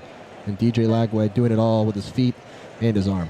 And the kick is up and good. Gators lead 28 to 7 with 1:17 to go here in the second quarter.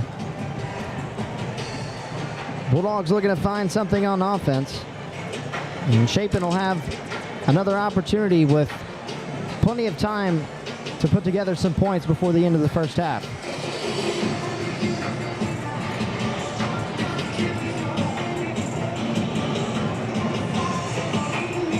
Florida is, what they're succeeding at offense, exactly what State wants to do on offense, is quick passes, run the ball, and set up deep play action shots. Florida's doing it successfully because of this offensive line, and State is struggling because they cannot move anybody. This Florida defensive line has been great all game long, and penalties have been hurting the State team and kind of shutting down each time there's a little bit of momentum on drives. Florida Gators offense dominating, 308 total yards of offense. Relatively balanced, 112 rushing, 196 passing, and alongside 17 first downs.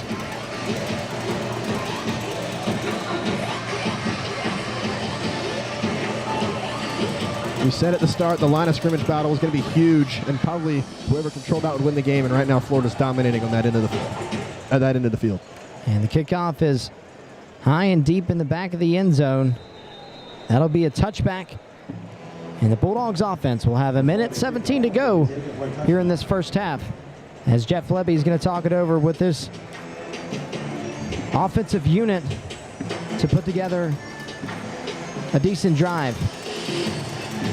Kayvon Lee had a lot of success last drive running that football. Like I said before, penalties is what shut it down, but here it's going to be an air raid offense with 1:17 left. Try and get some points on this board before half. Shapen empty set. 1st and 10 at the 25. Shapen takes a snap. Connects with Mario Craver at the 35. Makes a man miss and tackled at the 41-yard line. Great throw, great catch. This is what we need to see more of, is these intermediate routes, these medium route throws. Blake Shapen's very accurate with them.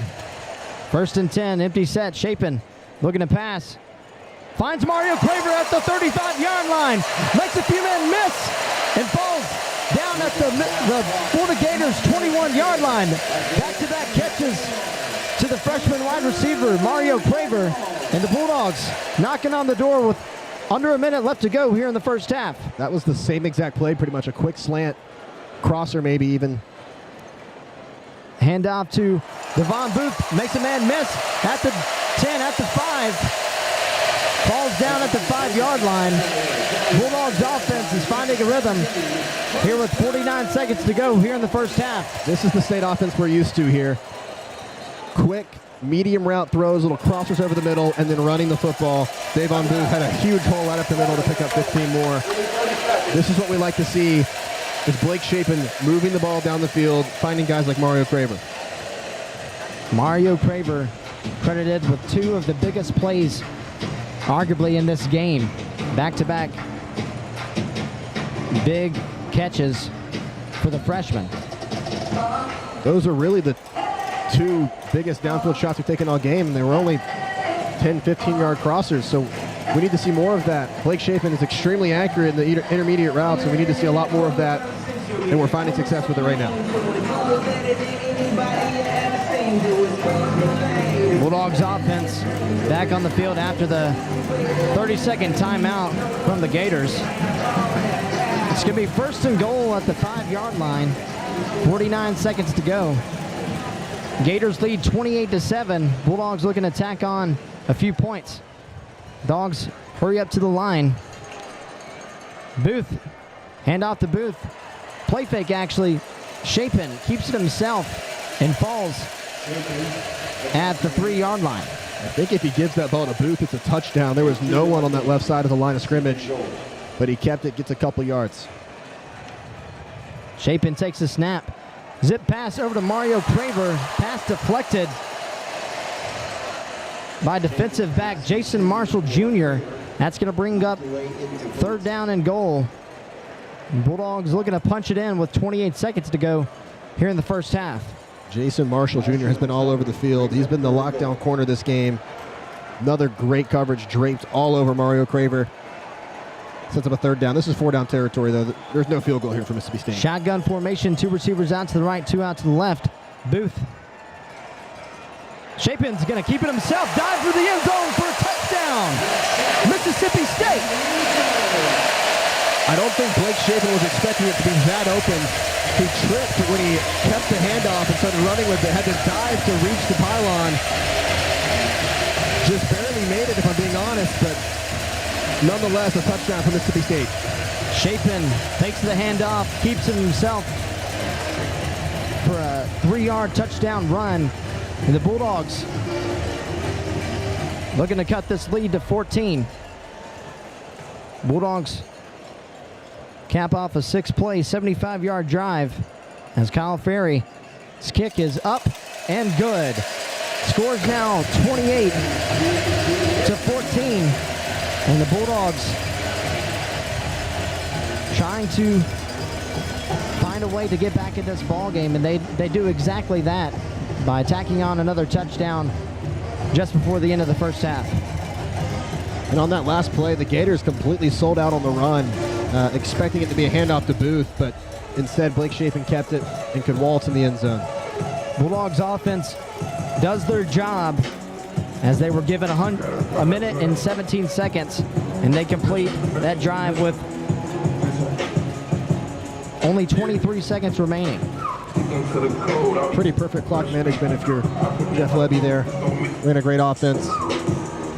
Hopefully can keep us going into the half, only down 2 touchdowns. And the special teams unit will hop back on the field as Nick Barmira, the senior, ready to kick it off. Line drive rolls into the back left part of the end zone, and that's going to be a touchback. The Gators offense will take over at the 25 with 23 seconds remaining here in the second quarter. Looks like DJ Lagway is going to be sticking at quarterback here after that efficient last drive he had with both his feet and his arm.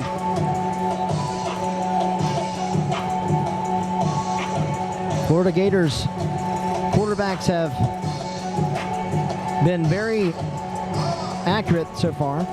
Graham Mertz leading the charge with 15 for 16, 94 passing completion percentage. Mertz in at quarterback in the pistol. Hands off to Johnson up the right side. Gets met at the 25, fights for a gain of a few more yards. Gain of 3. It's going to be second down and 7.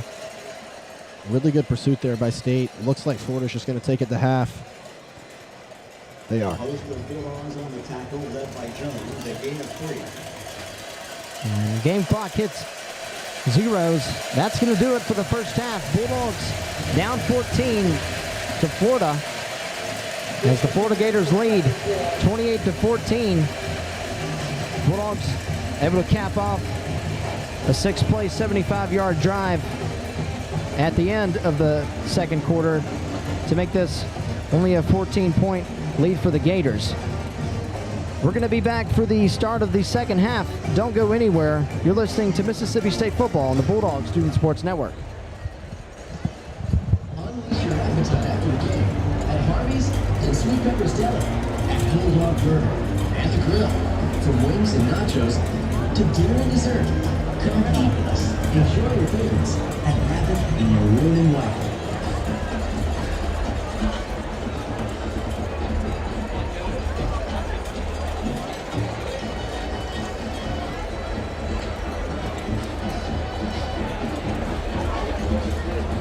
How do you create a strong tradition? You earn it with hard work and owning the moment. That's how you forge a tradition of excellence. Drive Ford F-150 with 3.9% for 60 months, plus 2750 bonus cash, plus 1,000 trade sales.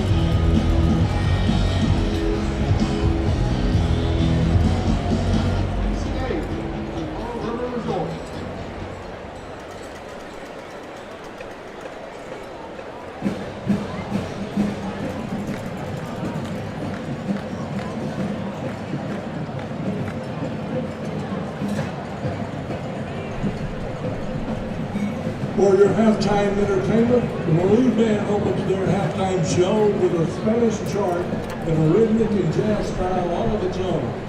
The band gives a nod to the flamenco dancers of southern Spain with Malagueña.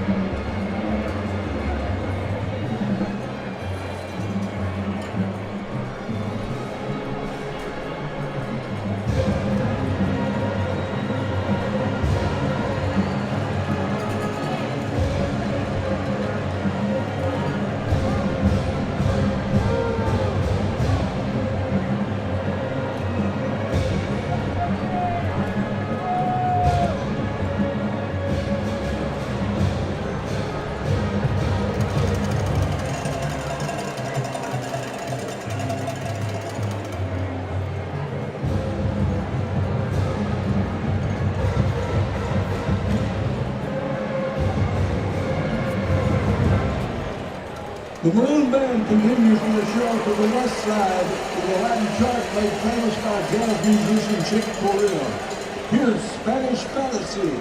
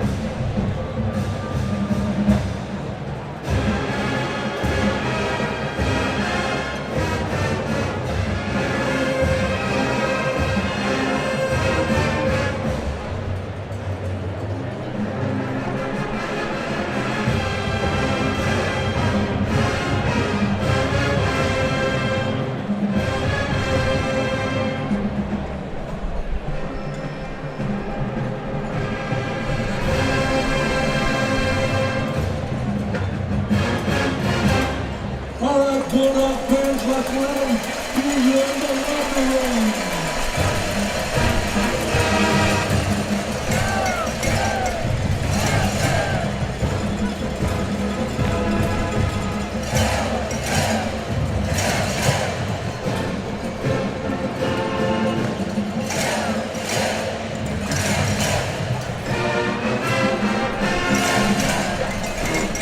The Maroon Band is directed by Alberto West. The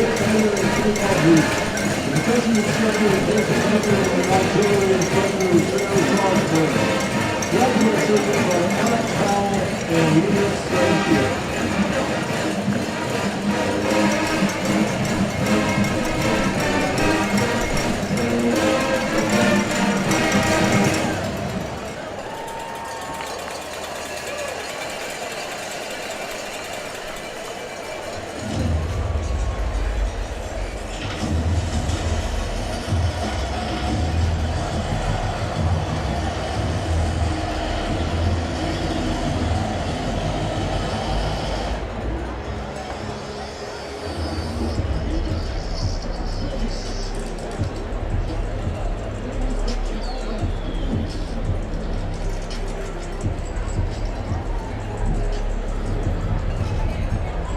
What's up, guys? I'm taking up the wood. I'm going to get rid of the ultimate tailgater.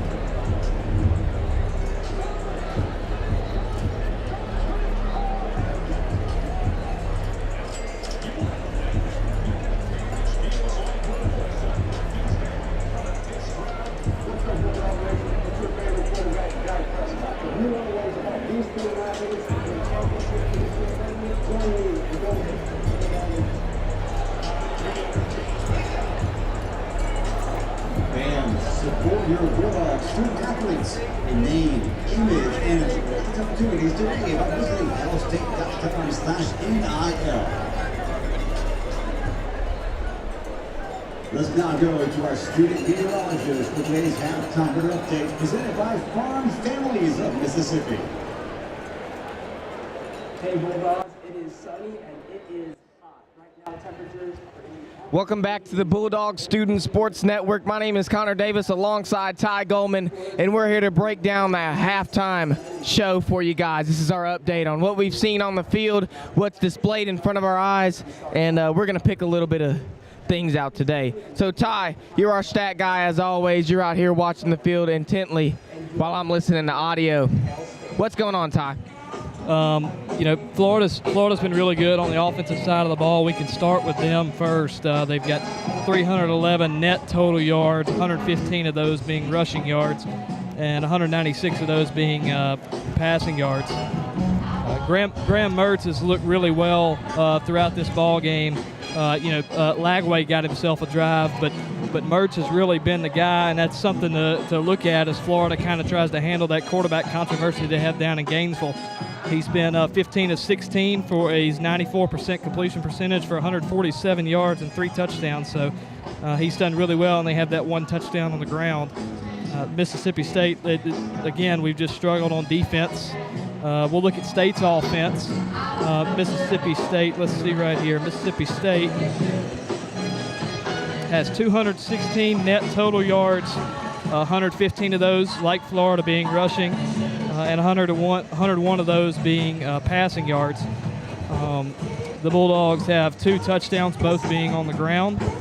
And so, State's struggled again. I believe we've had 3 and-outs, Connor. Last week we started the game with 3 and-outs. We started the game today with a 3 and-out, and then we were eventually able to move the ball a little bit. But we just, that last drive, Connor, looked really, really good. It looked really good. And we gave Blake Shapen an opportunity to throw the ball down the field. And we've tried to establish the run, and I credit to the offense because we have ran the ball fairly well and a little bit better than we've run it before in our previous 3 games. But I think the key is, let Shapen get comfortable, be able to protect up front, and let him be able to sling the ball around. I mean, you know what happened whenever we saw that last drive together. I looked at you and said, why weren't we doing that all game? Exactly. Where was that all game? I mean, we saw check down after check down. It looked like Blake Shapen didn't want to throw it down the field. Do you think it has anything to do with that interception he threw last week to Toledo? I mean, he had 120-something snaps without throwing a pick, and then he threw one last week. It could be. I don't know how much that kind of weighs on him. I understand that he was trying to make a play on that play to end the half last week, trying to score. He had Mario Craver open in the end zone. He just wasn't able to hit him. The Toledo defender closed quickly. I don't know that it weighs on him too much. It looks like we've been a little conservative offensively. A lot of our passes have been really, really short passes. And Florida, credit to them, Florida's played really good defense on those short passes. They've contested the ball really well, and they played total great coverage throughout the ball game. That last drive we just did really well. Mario Craver had himself a heck of a drive right there. I think if we can find a way to get Blake Shapen comfortable, if we can find a way to get him to be able to sling it around the field a little bit here at Davis Wade, I think we might have a chance here in the second half. Florida will get the ball to start, but if we can manage to find a stop, Connor, I think we might can find ourselves right back in the ball game. Now, I want to point out something you said earlier, Ty. I want to pick at you real quick because earlier we were talking about how efficient having these 2 quarterbacks out here have been. I mean, you said the stats for Mertz and Lagway, and they were some stats that we wish we would have on our side of the ball. Yeah. And we talked about last week, if we were here for the post game, if y'all were listening, we said, Ty even pointed it out, hey, 2 quarterbacks is not as good as 1 because you don't know who you're going to start this week. Yeah. So we're over here saying, okay, is Florida going to start Lagway? Is Florida going to start Mertz? And we're asking ourselves what's going to happen. And now we've seen what's happened, and it's the complete opposite of what we were expecting going into this ball game. Yeah, all credit to Graham Mertz. I mean, he's played a heck of a ball game, and he's honestly really been the difference for them. They've been able to hit some great passes, and Florida has blocked well. That's been something that State has had an issue with, is they're just getting manhandled at the line of scrimmage, and it's happening again this game. I think we're handling ourselves a little bit better on the offensive side of the line of scrimmage rather than the defensive side. But like I said, the defense is just We've missed some tackles. I thought we've tackled a little bit better in the ball game today. Not as much. There's still some issues there, but it's kind of the same thing again. We're just getting blown off the ball, and we really have no answer for their passing game because there's been holes in our passing game all afternoon long. You can look at Graham Mertz's the details in his passing. He's thrown three passes down the field, and 2 of those have been caught for touchdowns. So, that's really good down the field. 2 for 3. He is 8 for 8 on screen passes. So that would be at or behind the line of scrimmage. Short passes, which is like between 1 and 5 yards. He's 4 for 4, and he's 2 for 2 with passes over the middle, kind of mid-range. You see what I'm saying? Yeah, I got you. I mean, he's been really, really efficient. And I'm sure for Florida fans, that's great to see because they're just dying to have a quarterback that can sling it and play good football and play turnover-free football. And all credit to Graham Mertz today. And I was scared. I was actually scared of Mertz coming into Davis Wade Stadium because I didn't know what to expect. I mean, you have him come in after DJ Lagway got took out last game against Texas A&M after throwing a pick. Then Mertz comes in, throws a pick. Then guess what happens? Lagway comes in, throws another pick. So you come in here, you have 3 turnovers with your 2 quarterbacks combined. And it's like, are they going to play that same way they played last week in Davis Wade today? And they've completely changed. I don't know what happened on the field, what happened last week. I mean, Billy Napier probably told them, hey, we're going to cut this out right now. Yeah. And if y'all come in here and play exactly like y'all played against A&M, I might have to go in and find a 3rd quarterback to replace both of you. Yeah, I mean, and part of that is, we can sit here and look at it the 4th game, Connor. State's defense is just not that good. It's just what it is. And part of that might be, hey, they're playing a pretty below-average defense here. We're towards the bottom in a lot of categories nationally and in our conference, in the Southeastern Conference. So, part of that success may be a bad defense, but I'm not going to sit here and fault them. They're playing college football. This is SEC football, the Premier League in college football, and offensively, they're dominating the ball game, and I'm not going to fault them for it. Now, back to offense for State. You look at Chapin, and you talk about he hadn't really got a lot of deep opportunities. Okay, so he's 9 for 16. 6 of those 16 passes have been screen passes, which are at, like I said earlier with Mertz, at or behind the line of scrimmage. Now, he's completed 5 of them, but that's 6 of your passes are right at the line of scrimmage or behind. And five of those 16, so 5 of those 16 are short passes. So, I mean, 11 of your passes are either between 5 yards of the line of scrimmage or behind the line of scrimmage. So, like I said, if State can find a way to get Chapin comfortable and be able to let him sling it down the field, we might have a good shot offensively. And defensively, we just got to find a way to get some push. Got to find a way to get some push, try and get to the quarterback, hit him, and affect his throwing. Now with our defense, we've seen that they've started stacking the box a lot more. We've started playing 4-down linemen. And with that last drive of the offense, we're going to see if it can carry over halftime. See what Levy said in the locker room to this Mississippi State Bulldog team. And hopefully, he said something that said, hey, fire these guys up. Looked at that last drive and said, that's what I want that second half. Like we did against Arizona State. He's going to completely change them like he did in the locker room against them, like they were out in the desert. And we're going to see if we have a ball game today. Well, we're going to be back whenever the 3rd quarter comes about, when the Bulldogs step back on the field. This has been the Bulldog Student Sports Network, and we'll take a break. I got a whole lot of money. Johnny Flummy. I don't keep up and what a man not tracking. It's a party, it's a party, it's a party. It's a party, it's a party, it's a party. Roll up the little party, it's a party, it's a party, it's a party. It's a party, it's a party, it's a party. I stepped in the club, rolling up that lock. My key goes again.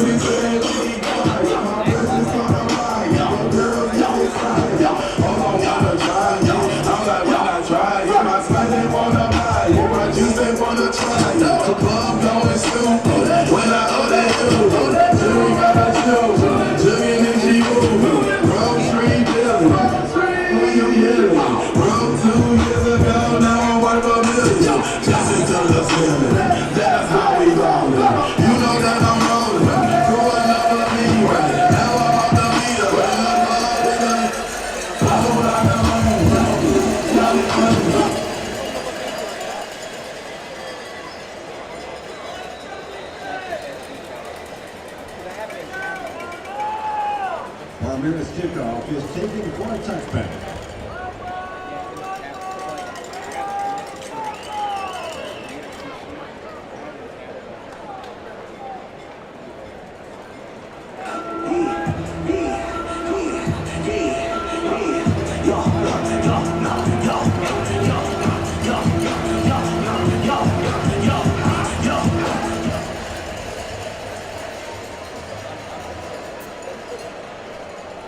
After the first half, Graham Mertz in at quarterback for first and handoff to Jacoby Jackson for a gain of 5 yards. It's going to be 2nd down and 5 at the 30-yard line.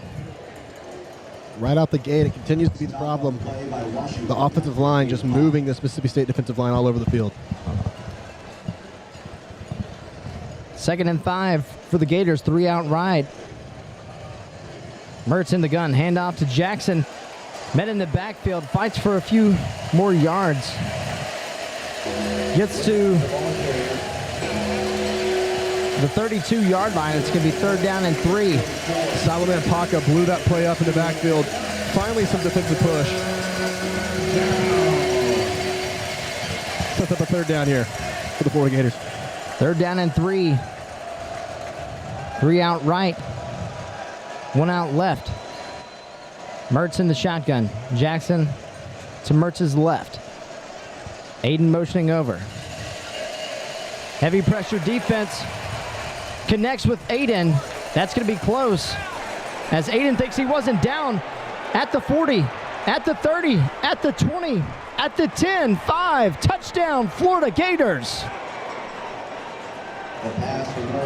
Refs never said he was down. Aiden catches that route short of the 1st down. Thought he was wrapped up, but he kept running. Refs never signaled it, and he takes it all the way to the house.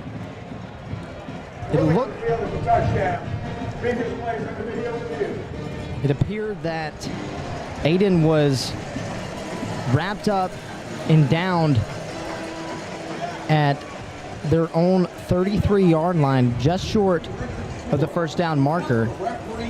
Aiden seems to think otherwise. One call, that's all. Official's going to take a look at this one, as that would have been a 70-yard touchdown pass completed to Mizell Aiden. Aiden, his only receptions of the season have been in this game.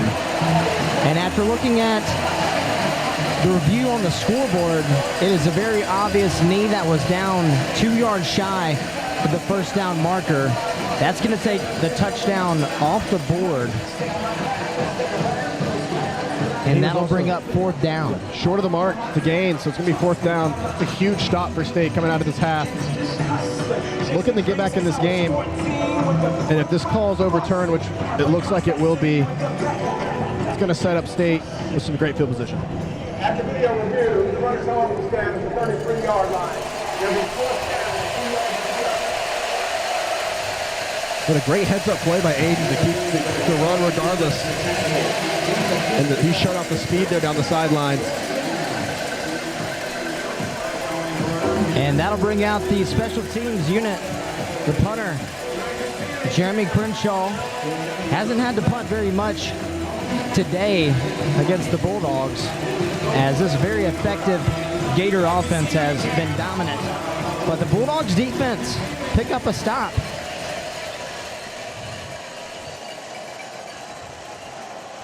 And now Kevin Coleman back to return the punt. High punt. Coleman's going to call for a fair catch at his own 24-yard line. It's going to be 1st and 10 for the Bulldogs.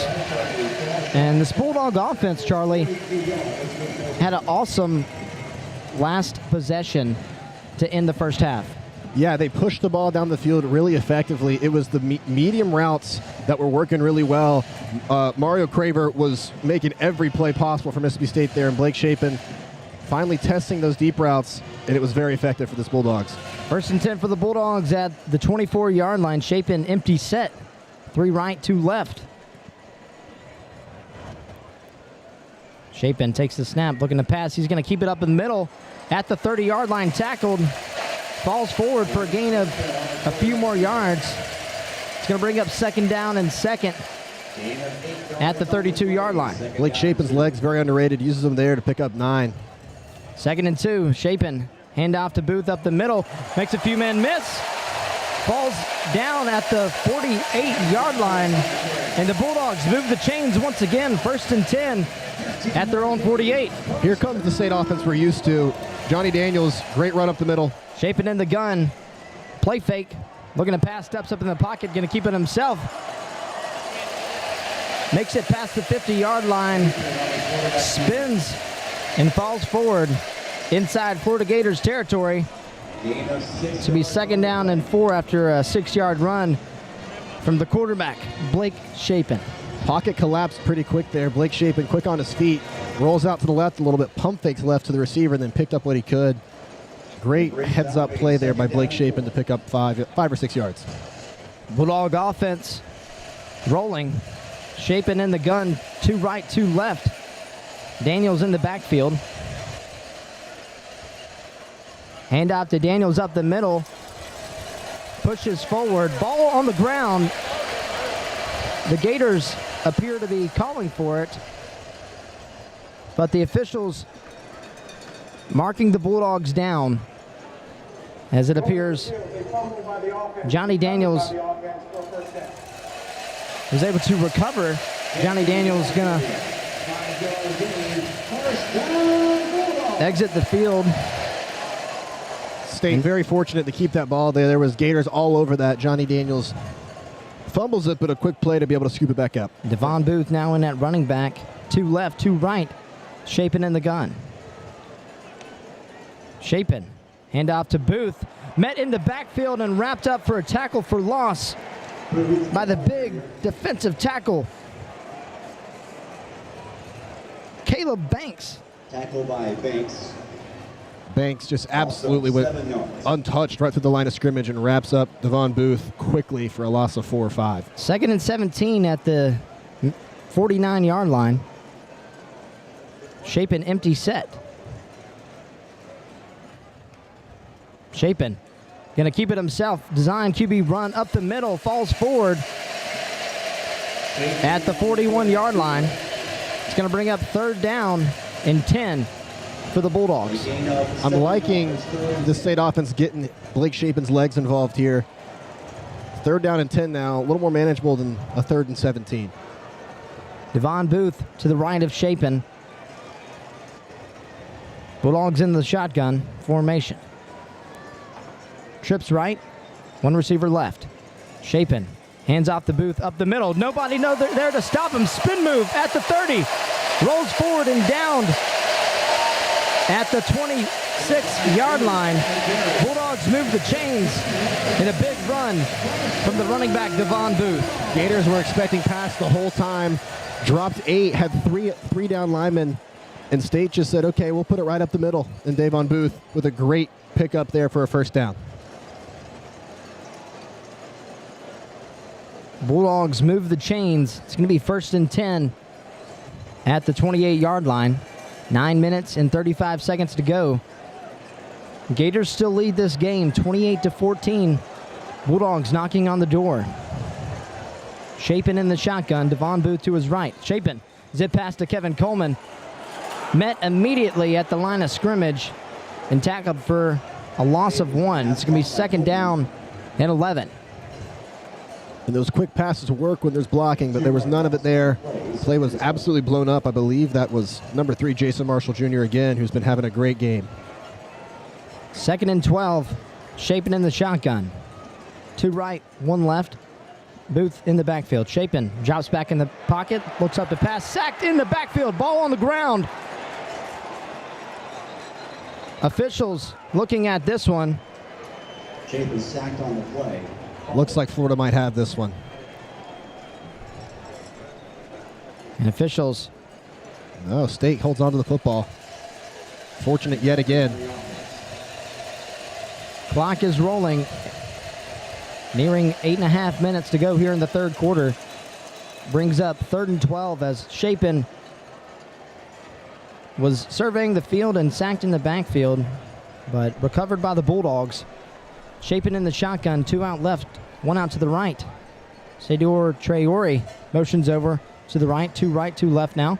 Shapin looks over to the left, connects with Kevin Coleman at the 25-yard line, makes it over to the 20. Fights just close to that first down marker. It's going to bring up 4th down and very short, Charlie, and Bulldogs offense going to stay on the field. 4th and 2, it's a no-brainer here, down 2 touchdowns. Field goal doesn't help you much. You've got to get back in this game. I love this play call here. Trips right, Devon Booth in at running back. Shapin, hand off the Booth up the middle. Fighting forward for that first down marker, and it looks like it's going to be really close. It's close. It's very close. Initially was way short. A little second push. It looks like the refs are signaling for a first down here. Devon Booth powers his way through, and the Bulldogs offense moves the chains on a big 4th down conversion.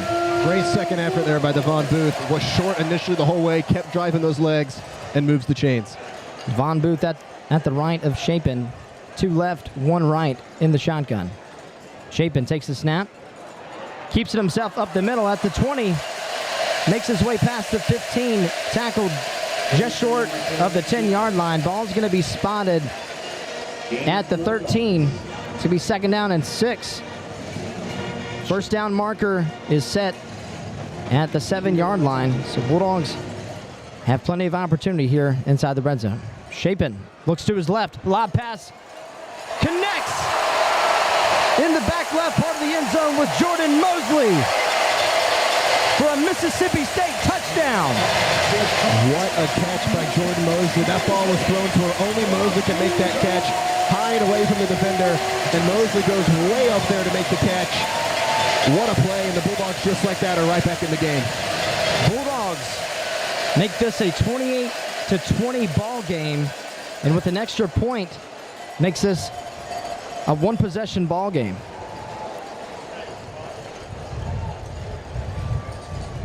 The 13-yard pass connects with Jordan Mosley. And this drive was set up by the legs of Blake Shapin, and then that accurate arm he has, and a big 4th down conversion as well. Great drive for the Bulldogs. 13-play, 76-yard drive. Takes off 6 minutes and 43 seconds. Kyle Ferry's kick is up and good. Scores now 28-21. Bulldogs down by a touchdown, and the Bulldogs score on their first possession here in the second half. Don't go anywhere. We'll be back for the start of kickoff. Here, you're listening to Mississippi State football on the Bulldogs Student Sports Network.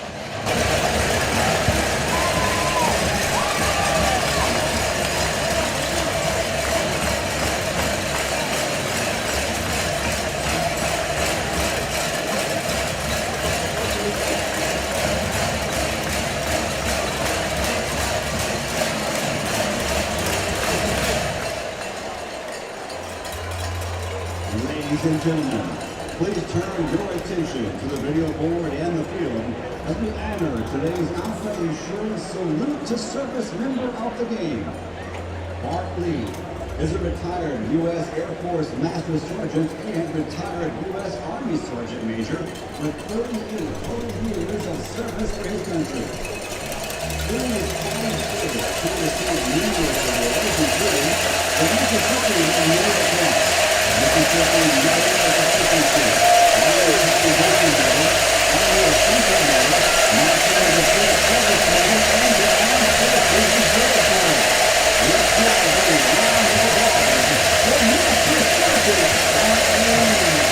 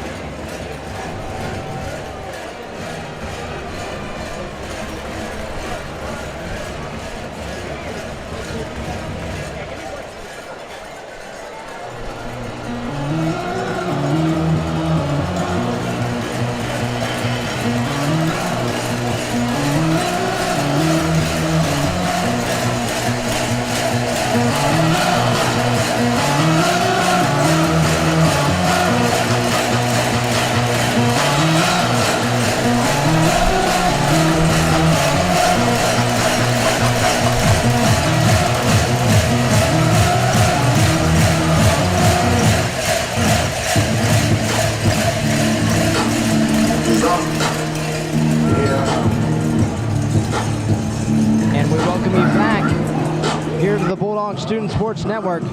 Mississippi State closes the gap, only down 7 points to the Florida Gators. Blake Shapen has been doing his job, now sitting at 12 for 19, 125 yards, and 1 touchdown pass. As Nick Barmira, the line drive kick into the back of the end zone for a touchback.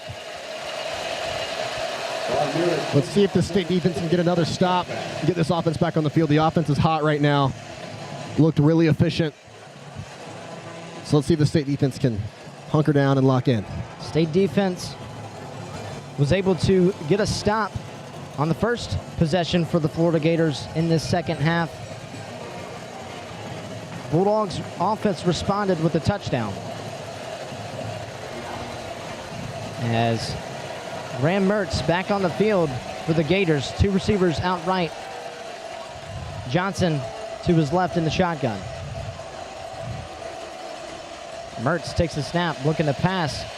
Surveys over to the left. Pass is intercepted by Nick Mitchell. They say incomplete.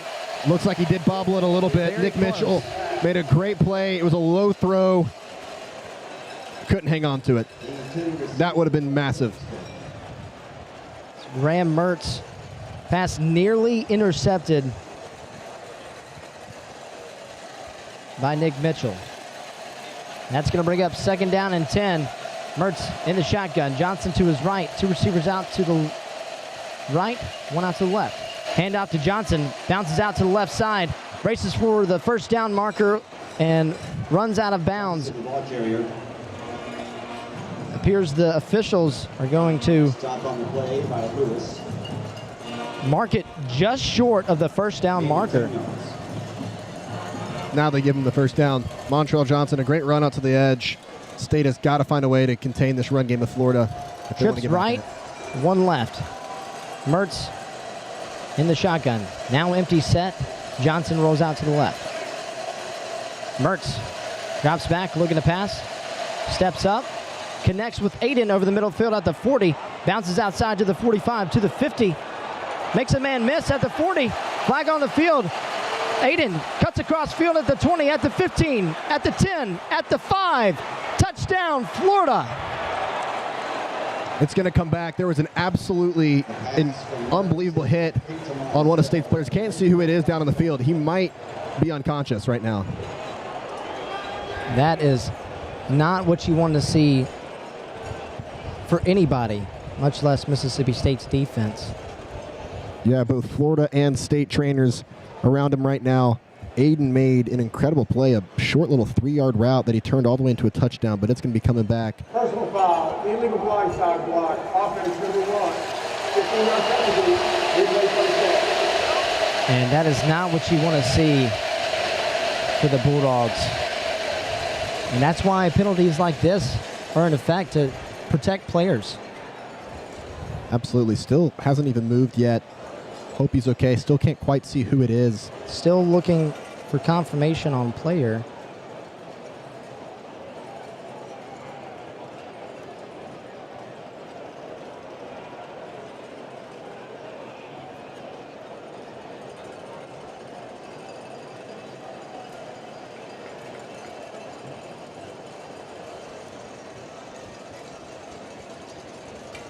As we are going to take a few-minute break for this injury timeout. Scores 28-21. Florida Gators still lead the Bulldogs. We're going to step aside, and we'll be back. You're listening to Mississippi State football on the Bulldog Student Sports Network.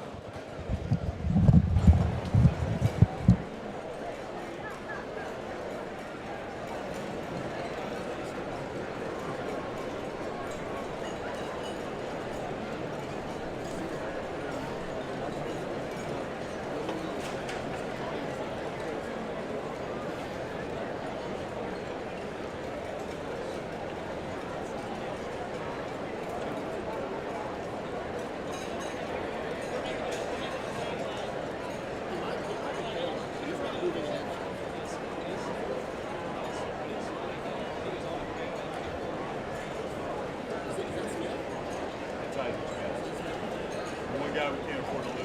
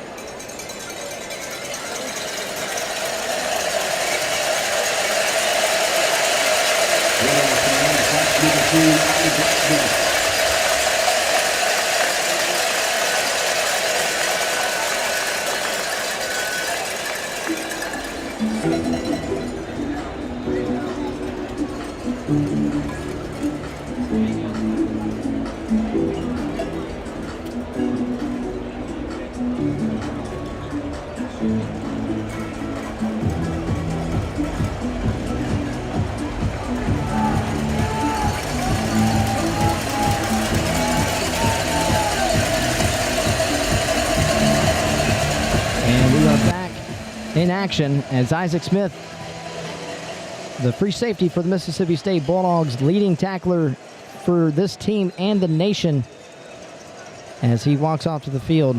It's going to be 1st and 10 at the 35. Mertz in the shotgun. Takes the snap. Play fake. Steps up in the pocket. Deep pass at the 20-yard line. Deflected by Kelly Jones. Late flag comes in. Very late flag. Wasn't even the referee near the play that threw it. Yeah, the official's going to talk this one over, but I believe it's going to be pass interference. Crowd is not happy with this one. Number 1, 15-yard penalty, and automatic first down. That was Kelly Jones in coverage there. And Kelly Jones does all you really can do on that play. Yes, had the big tight end on them. I believe that was Hanson maybe that ran the deep route. Or no, it was Marcus Burke, excuse me, ran that deep route, the 6'4", 200-pound receiver. And he did all he could. A tough call to make, but pass interference is the call. It's going to bring up 1st and 10 at the 50-yard line. 5:33 on the game clock here in the third quarter. Mertz in the pistol. Jacoby Jackson in the backfield. And it's going to be Tyler Woodard jumping across the line as he was coming in hot for the blitz on the left side of the field. And that was an easy call for the officials there. And that'll bring up 1st and 5. Ball's going to be spotted at the Mississippi State 45-yard line. And the Florida Gators now in MSU territory. Mertz in the pistol, 2 out right. Johnson to his right. Mertz takes a snap. Play fake. Rolls over to his right. Surveys over to the left of the field. Pass connects with the receiver, Shamir Dyke, for the 25-yard pass. Ball's going to be spotted at the Mississippi State 17-yard line. And the Gators are going to play some hurry-up offense. Mertz in the shotgun, 3 left, 1 right. Mertz, handoff to Johnson up the middle, met by the defensive front. Johnson fights for a few extra yards. It's going to bring up 2nd down and 5. 4:50 on the game clock. And the Gators knocking on State's door, trying to improve their lead after Mississippi State cut it to a touchdown lead. Mertz in the pistol.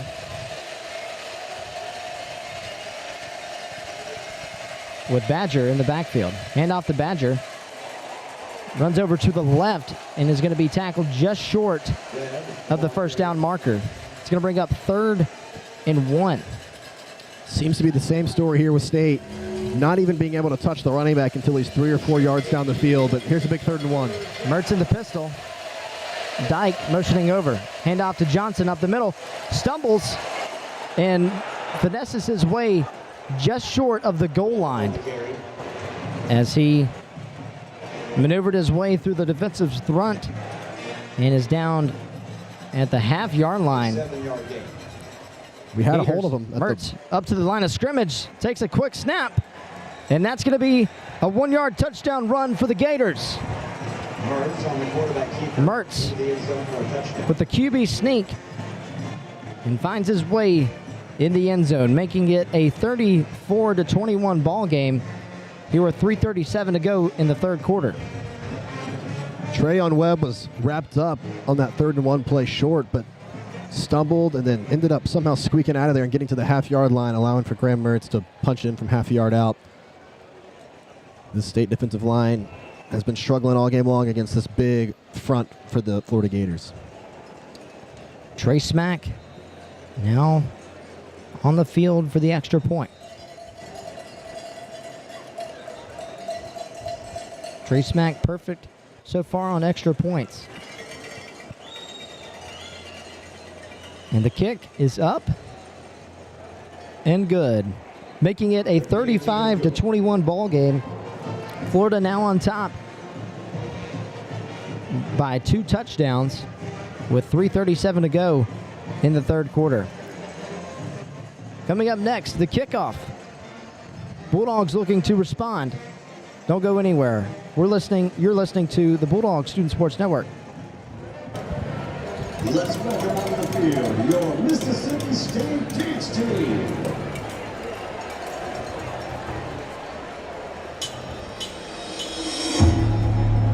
One time, ladies and gentlemen. Yeah. Where love go? Where love go? This is Whiskey. There are drums go. This is Whiskey. Let me see your shoulders work.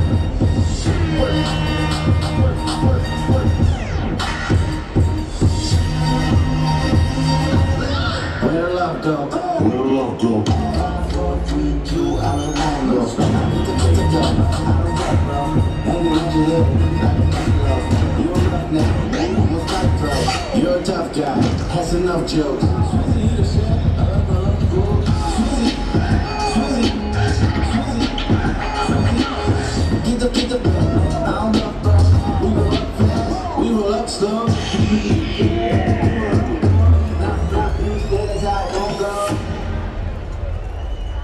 Give it up fans for your Mississippi State dance team.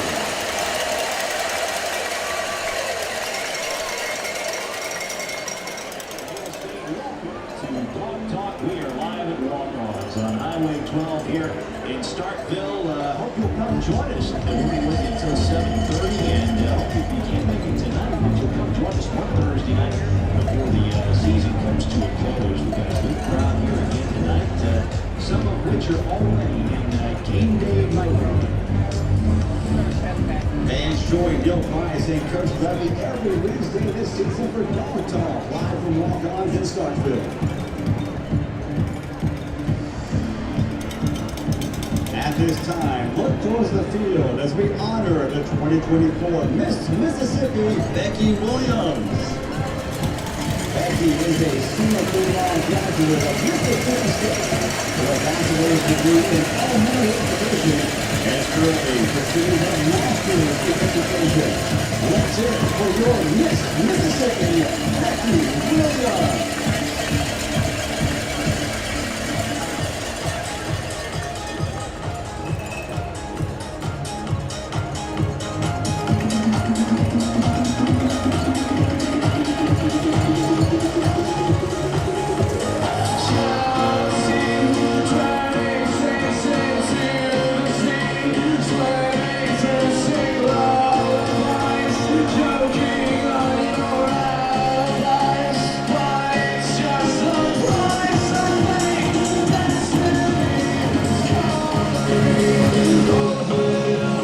Welcome you back to the Florida Gators and Mississippi State Bulldogs' first SEC game this season. Gators leading the Bulldogs 35-21 as we're now almost set to kick off after the Gators complete an 8-play, 75-yard touchdown drive, taking 3 minutes off the game clock here in the third quarter. Helped mainly due to a pass interference call towards the beginning of the drive.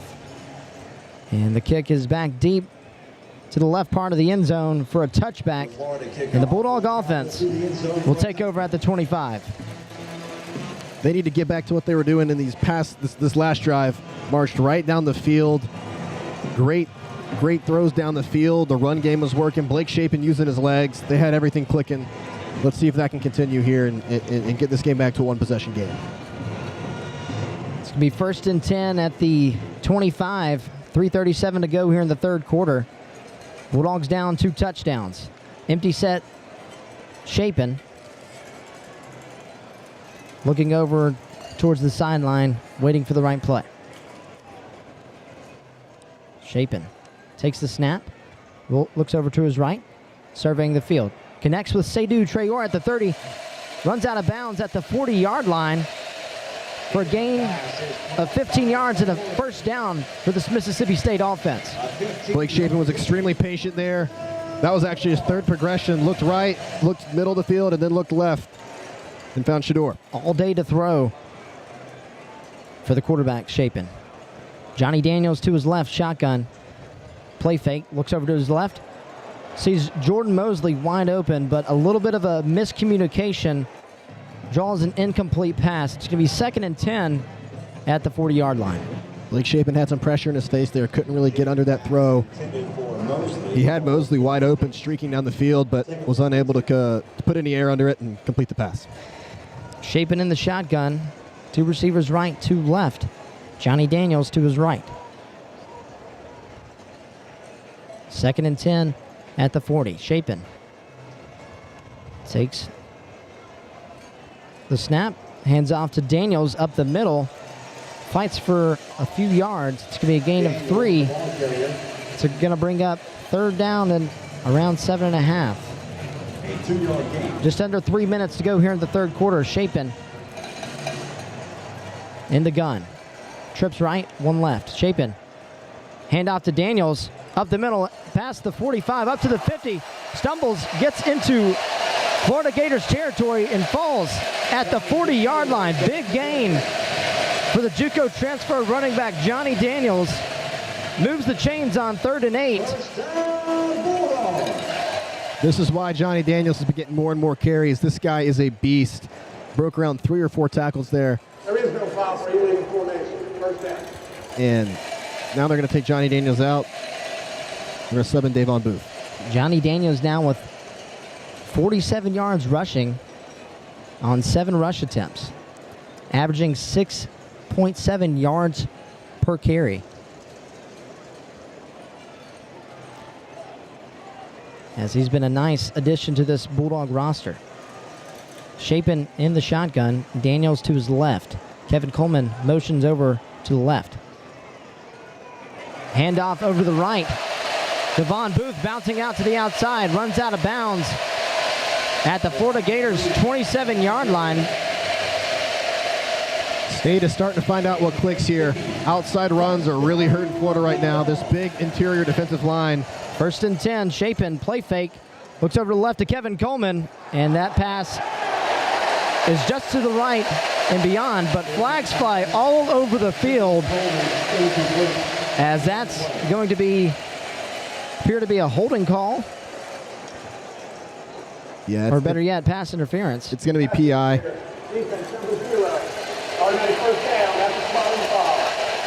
Called that on Sharif Denson. An easy call. Had both arms wrapped around the waist of Jordan Mosley. Easy call as the slant route from Kevin Coleman. And we now sit at 1st and 10 with 1:44 to go here in the third quarter. Shapen, direct snap, takes it himself, rolls forward towards the 10-yard line. State now sitting at over 200 yards rushing. A 5-yard gain. Blake Shapen took a pretty big hit there, laid on the ground for a couple extra seconds before popping up. Strong quarterback, Shapen in the gun. Devon Booth to his right. Hand off to Booth up to the left side. Falls forward at the 7-yard line. Booth on the carry.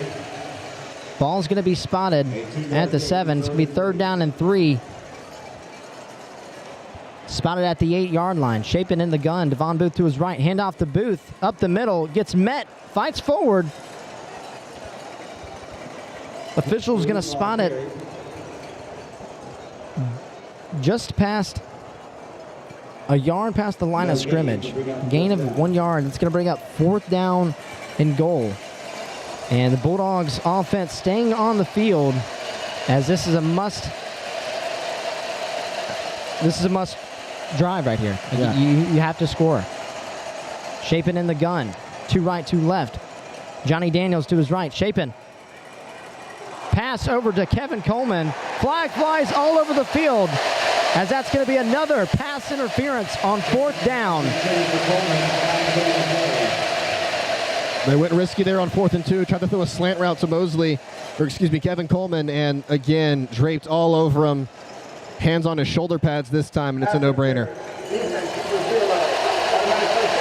That's going to set up State with a 1st and goal from probably the 2-3 yard line. Huge play for State. The play results in a 1st down Bulldogs. It's going to be 1st and goal. Ball's going to be spotted at the 3-yard line. And this Bulldog offense is seeming to find a rhythm here in the second half. Offense trips right, hurries up to the line of scrimmage. Shapen in the gun. Hand out to Johnny Daniels up the middle. Fights forward. Officials looking for it. Ball's going to be spotted at the half-yard line. It's going to be 2nd and goal.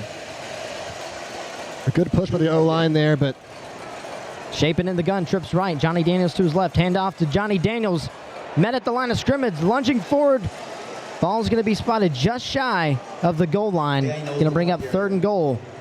And that's going to be the end of our 3rd quarter. Bulldogs just short of the goal line. Bulldogs knocking on the door. We've got a game here in Starkville, Mississippi. Don't go anywhere. You're listening to Mississippi State Football on the Bulldog Student Sports Network.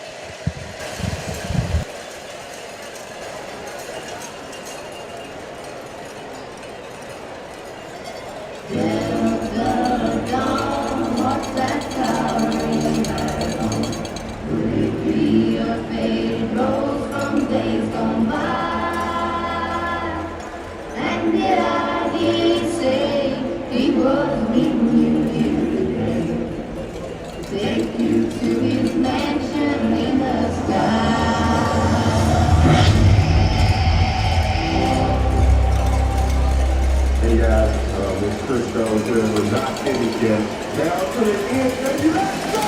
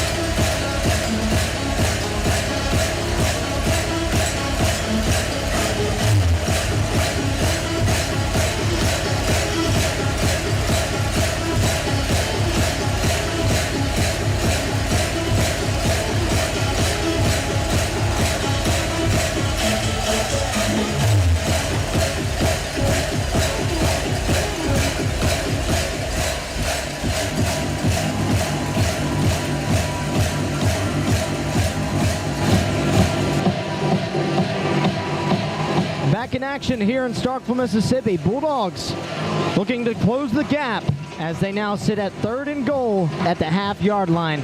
Down 2 touchdowns. A must-score drive right here for Jeff Lebby and the Dogs.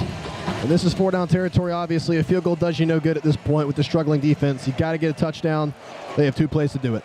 Shaping in the gun, Devon Booth to his left. 2 receivers out to his right. Shaping takes the snap. Hands off to Booth up the middle and met in the backfield. No gain on 3rd and goal. Big number 21, Desmond Watson, just clobbered that entire offensive line, pushed them back 3 yards maybe. And Johnny did good to get back to the line of scrimmage, but nothing going there. Now it's 4th and goal. 3 straight runs for the Dogs. Nowhere close. Trips left. 1 receiver right. Booth to his left. Now entering the 4th quarter. 4th and goal at the half-yard line. Shapin rolls to the left. Pitches over to Booth. Ball on the ground and fumble recovered by Florida at the 8-yard line.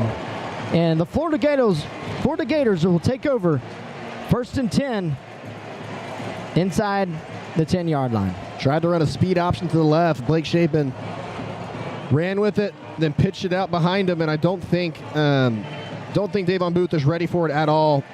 Not the best pitch either. Ball's on the ground, and I don't know if I agree with that 4th down call to run a speed option there, especially on the half-yard line. Costly play.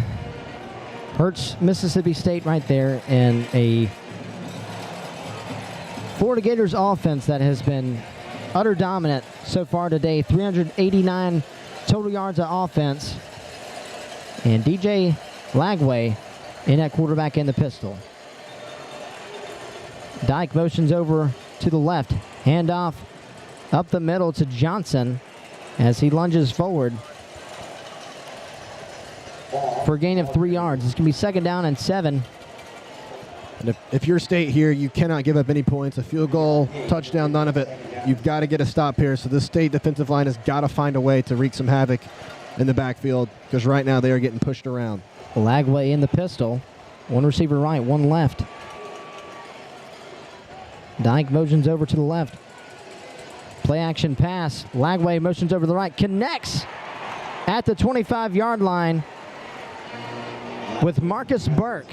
And that's going to be another 1st down for this Florida Gator offense. The 22nd 1st down of the game. It's going to be 1st and 10 at their own 25. 13 minutes and 15 seconds here in this final quarter. Lagway, handoff over to the left side. Fights his way for a gain of 9 yards.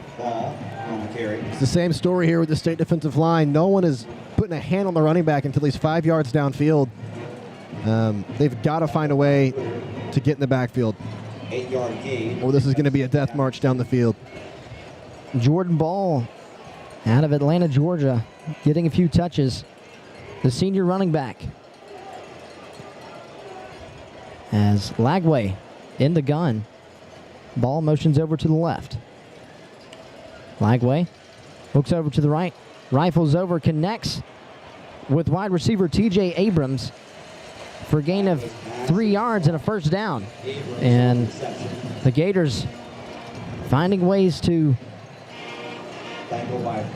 sustain drives as it's now 1st and 10 at their own 36. That was a great play there by Bryce Pollock to keep that a short gain despite it being a 1st down. Lagway in the pistol. Ball behind him. Handoff to Ball. Play fake actually. Connects with tight end 86 over to the right side. Lagway's pass is caught. The tight end. Great play there by Lagway. Great play fake. Rolls out right for a second. Quickly sees number 86, the tight end. Livingston. Livingston dumps it off for 9 yards. Continuing to chew that clock. Florida knows at any points here. Ball spotted at their own 45-yard line. Lagway in the pistol. One receiver right, one left. Ball in the backfield. Livingston motions over to the right. Hand off the ball over to the right side. Wide open lane. Makes a man miss at the 30, at the 25. Rolls down for a big gain. And the ball is going to be spotted at the Mississippi State 23-yard line. 1st and 10, Florida Gators. Jordan Ball was untouched until the tackle was made, 25 yards up the field. Absolutely huge hole in the line of scrimmage for him to run through, and a huge pickup for the Gators. 8 Bulldogs on the defensive end substituting as Lagway in the pistol.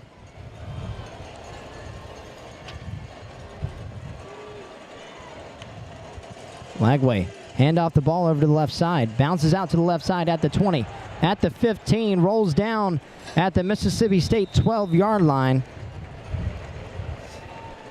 State is really struggling here to get him down to the ground. They had him met at the line of scrimmage, and the offensive lineman could not get him to the ground, and then he bounced it out left, got to the sideline, and picked up another first down. 25 first downs now for the Florida Gators as their offense is moving here in the fourth quarter. Just under 10 minutes to go in this ball game. Gators lead 35-21, knocking on the door just inside the red zone. Lagway takes the snap, hands off the ball. Ball running up the middle, falls forward from the 10 and to the 5. Trayon Webb there, straight up the gut. Again, this O-line is just moving bodies. Gets 4 or 5 yards down the field before there's any contact. And now it sets up second 2 here. They can get a first down at the 2-yard line. Bulldog defense looking to get a stop inside the goal line. Ball's going to be spotted at the 5. Lagway in the pistol with Webb in the back. Hand off the Webb over to the left side. Bounces forward, met by the defensive front of the Mississippi State Bulldogs. It's going to be 3rd down and 2 after Webb just barely makes it to the line of scrimmage. There was some good pushback there by the State defensive line. Holds them for basically no gain. Now it's 3rd down and around 3 yards. Let's see if State can get off the field.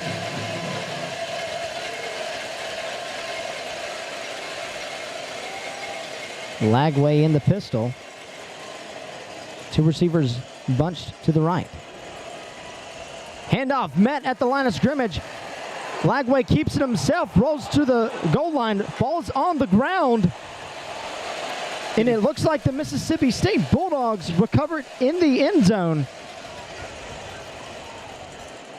Looks like they have it, but did DJ cross the plane before he fumbled? Because if he crossed the plane before he dropped the ball, then it doesn't matter. They rule touchdown. Really on the field, if they fumble, recovered by the offense. Oh, recovered by the offense regardless, so it actually doesn't matter.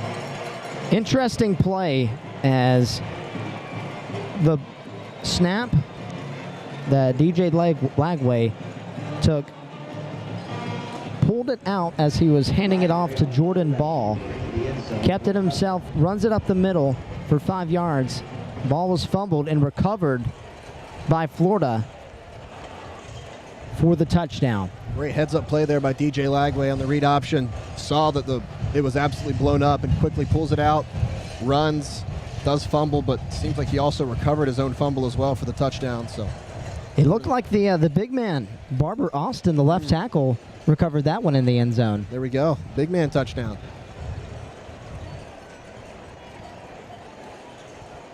Score is now 41-21. 8:24 to go here in the fourth quarter. As the special teams unit for Florida now onto the field. The State defense has just not been able to get off the field today. Seemingly every time it gets close and there's a 3rd down, Graham Mertz or DJ Lagway makes a huge play. Have not been able to get any sort of pressure on the quarterback or stop the run whatsoever. As the Florida Gators have proven that this 2-quarterback system is very doable. Absolutely. Efficient day from both quarterbacks today. DJ Lagway using a lot of his feet, and Graham Mertz throwing darts throughout the air. Trey Smack on for the extra point. And the kick is up and good. Florida Gators lead 42-21 with 8:24 to go here in the fourth quarter. We're going to step aside. Next up, the kickoff as the Bulldog offense looks to respond here with 8:24 to go. You're listening to Mississippi State football on the Bulldog Student Sports Network.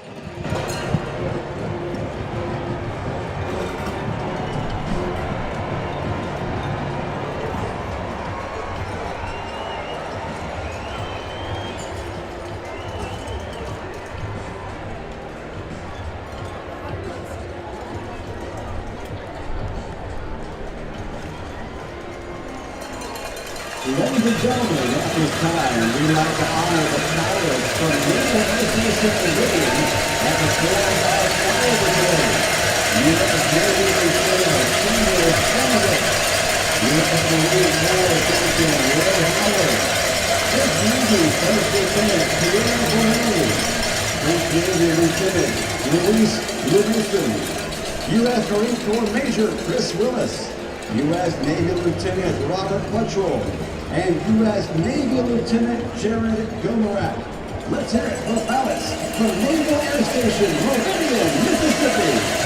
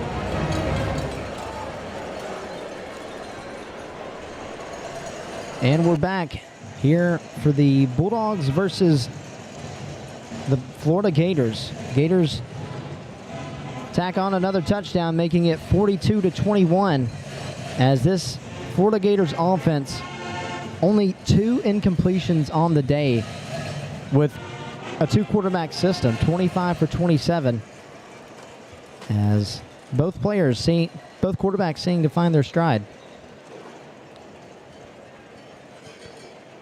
Appears to be a ball on the kickoff has been blown over by the wind. And Trey Smack will set up for the kickoff.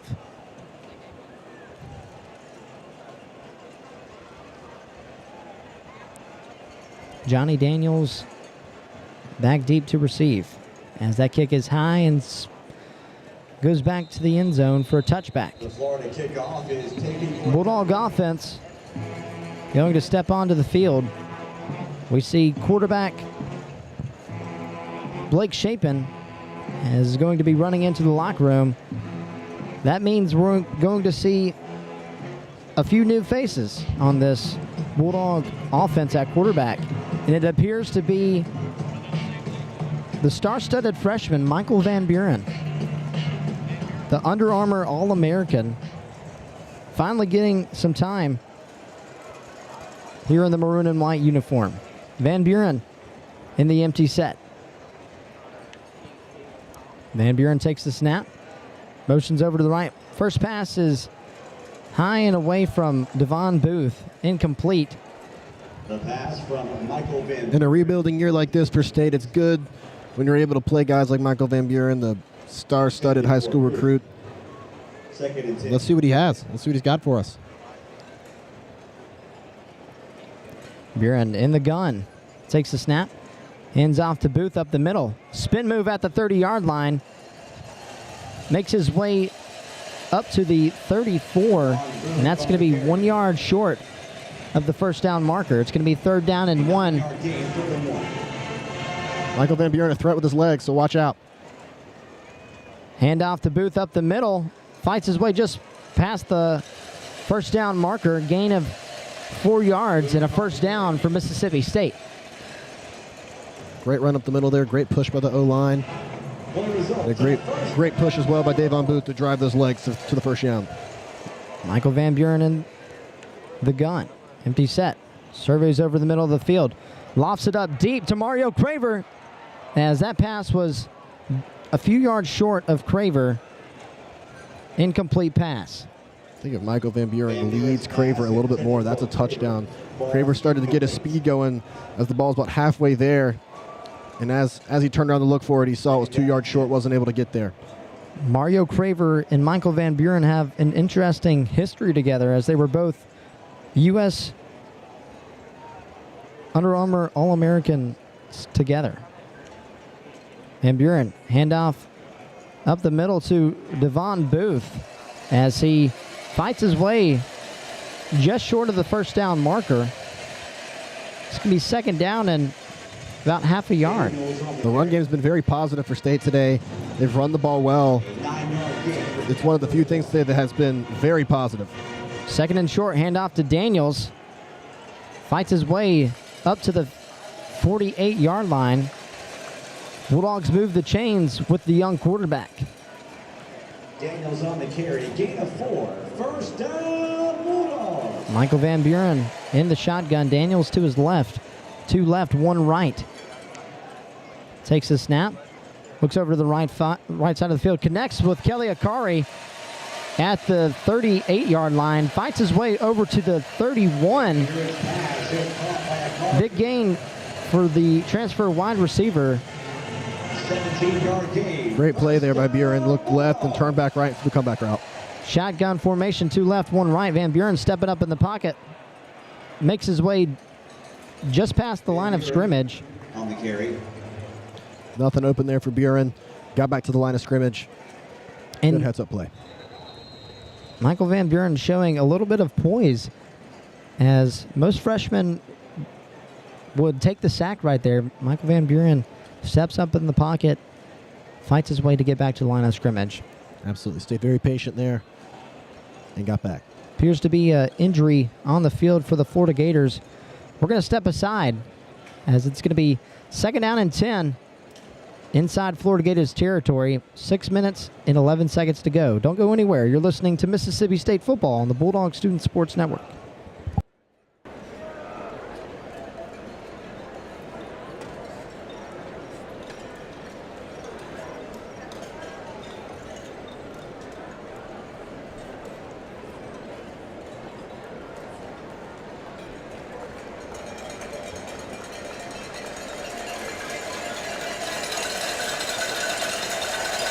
The injured Florida Gators number 11, defensive lineman Kelby Collins.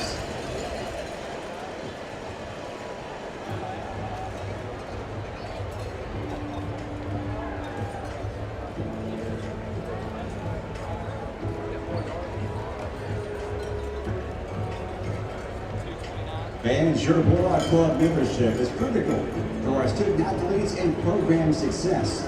From scholarships to academic programming, we're committed to giving our teams what they need to succeed.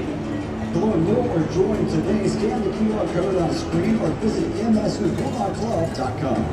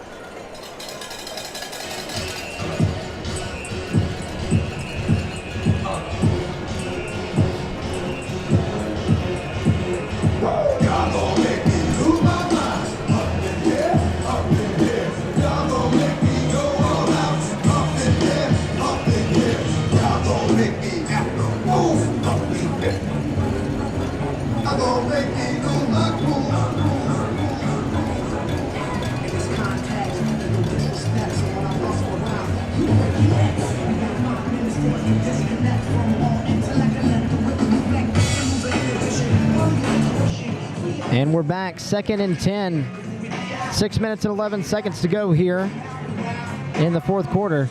Ball spotted at the 32-yard line. Michael Van Buren, the freshman quarterback, getting a little bit of playing time here in the later minutes of this ball game. 2nd and short. Chapin, or Van Buren rather, takes the snap, rolls over to his right, dumps it off to Kevin Coleman. Pass incomplete. Flag flies all over the field. Van Buren's pass Appears to be on the defense. Holding. Defense number 3. 10-yard penalty. Automatic first down. Flag on cornerback Jason Marshall Jr. Helps Mississippi State on the 3rd down conversion. It's going to be 1st and 10 at the 22. Michael Van Buren settling in. to the first down Bulldogs. Johnny Daniels to his left in the shotgun. 2 right, 2 left. Van Buren takes the snap. Can't find anything. Dives forward for maybe half a yard. It's going to be 2nd down and 10. Again, great patience there by Buren to see nothing's open and manage to squeak back to the line of scrimmage, actually gain like half a yard. Shotgun formation, 2 right, 2 left. Daniels to his left. Michael Van Buren, handoff to Johnny Daniels. Met at the line of scrimmage. No gain for Daniels. On the carry. It's going to bring up 3rd down and 10 for the Bulldogs. That was big number 44, Jack Pybum. Blew it up, wrapped him up, and then even threw him back another couple yards after the play was over. 42-21. Bulldogs looking to tack on some more points in the final minutes of this game. 3rd and 9 at the 21-yard line. Kevin Coleman motions over to the left. Michael Van Buren in the shotgun. Looking to pass. Rifles over to Kevin Coleman on the right side of the field. Connects at the 10-yard line. Kelly Akari just sat right in that zone and was patient, and Buren found them for a good pickup for a first down. Great play by the freshman quarterback. Quick snap, handoff to Daniels. Bounces out to the left side. Dive is for the end zone. Touchdown, Mississippi State. Johnny Daniels, the transfer running back, with the 10-yard rushing touchdown. Makes this 27-42 with 4:26 to go here in the fourth quarter. If there's one thing we can take from this game, it's that our run game has looked very, very good today. Johnny Daniels will have a bright future with this team. Right up the gut, breaks a tackle, drags the guy into the end zone. Mississippi State leading in this game, 240 rushing yards compared to Florida's 215. The passing attack still developing under this Jeff Lebby offense.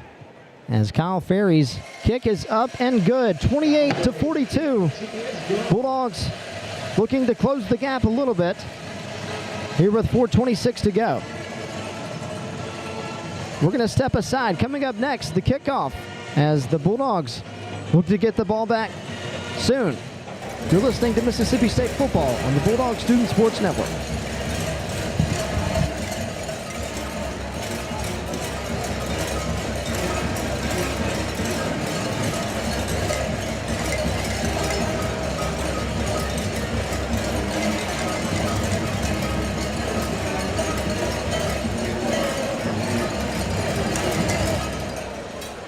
Fans, it's time for your Built Ford Top play of the game. Trying to close the gap. 6:44 to play in the third. Chapin drops, throwing. Mosley up the ladder, back to the end zone. He caught it. He caught it. Touchdown, Jordan Mosley. What a grab! And State has closed the gap with 6:38 left in the third. The Bulldogs have pulled to within 8. Florida 28, State 20 on a great grab by Jordan Mosley. And that was your Built Ford Top play of the game.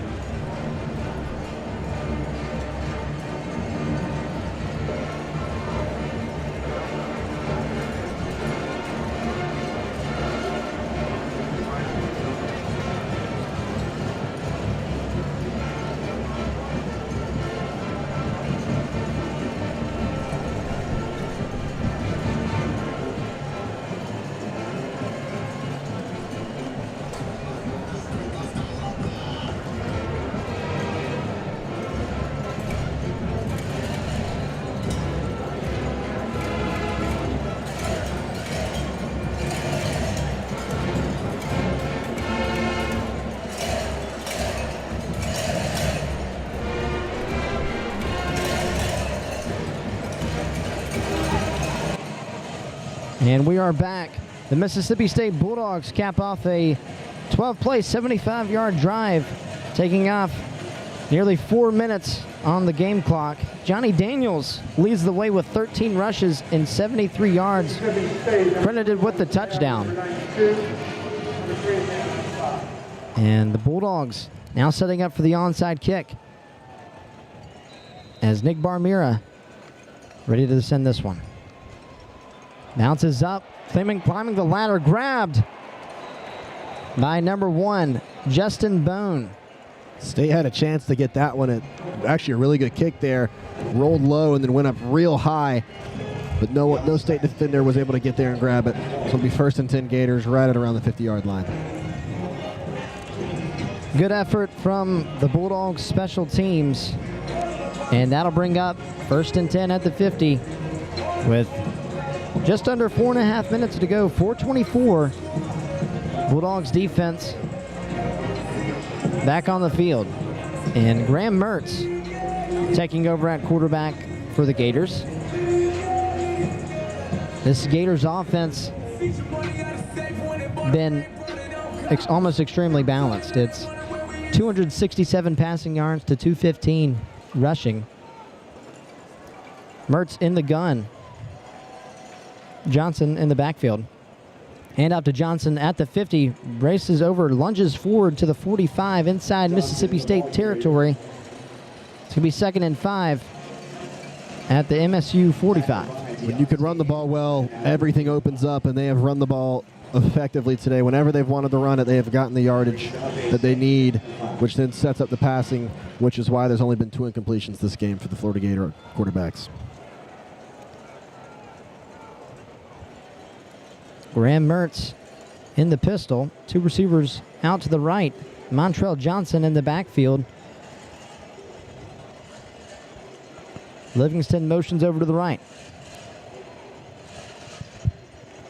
Mertz takes the snap, hands off to Johnson, races over to past the 40-yard line for a 1st down, lunges forward for a gain of 8 yards and a 1st down for the Florida Gator offense.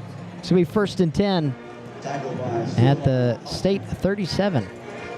This O-line is just manhandling the State defensive line.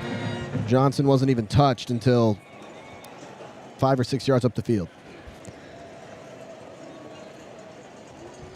It's going to be 1st down and 10. Just under 3 minutes and 10 seconds in this ball game. Graham Mertz in the pistol formation. 1 receiver out to the left. 2 tight ends bunched off to the right side. Montrell Johnson on the right, hand off to Johnson. Met at the line of scrimmage, tackled Johnson, the ball carrier. by number 5 on the Mississippi State defense, John Lewis, out of Canton, Mississippi. Great edge pressure there by John Lewis. Came right off the edge, untouched. Able to make a great play on the running back. John Lewis developing more in that linebacker role as he played by MSU legend last year, Bookie Watson. And that's going to bring us to a timeout onto the field called by Florida. Just a 30-second timeout. We'll stay here. Just under 3 minutes, 2 minutes and 50 seconds to go in the 4th quarter. The Gators lead 42-28. It's going to be 2nd down and 10 at the Mississippi State 36-yard line. There are a lot of positives you can take away from this defensive performance. Yes, we gave up 42 points. The D-line hasn't looked great. But we've had some great pursuit of the ball. And this defense, you can tell, is scrappy. It just, the size of the D-line has been a little bit of a concern, especially against these big SEC offensive lines. Some timely stops helped the Bulldogs offense. Nonetheless, we sit here in the 4th quarter. Graham Mertz in the pistol. Hand off to Johnson. Bouncing out to the right side. Met behind the line of scrimmage for a tackle for loss. Johnson on the carry. From number 12, Tyler Woodard, out of Memphis, Tennessee. The junior making a big play for the Bulldogs. Free safety blew that play up, ran right through a wide receiver, and then pursued the running back Johnson, wrapped him up in the backfield. Jeff Levy going to call his second timeout this half, bringing it 13 yards to go for the Gators.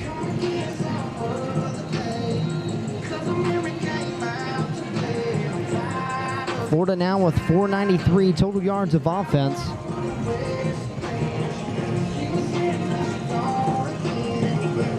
Bulldog defense looking to get a stop here on 3rd and 13.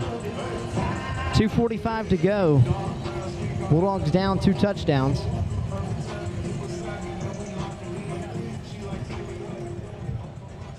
And Graham Mertz in this Gators offense setting up for third down and 13.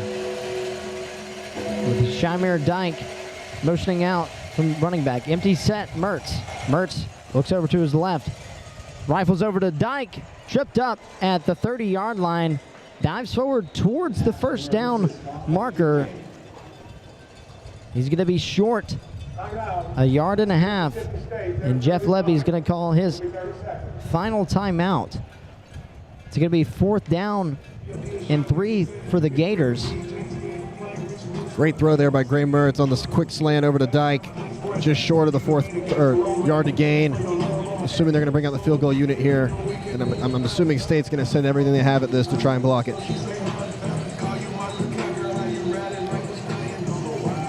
And the special teams unit will trot back onto the field.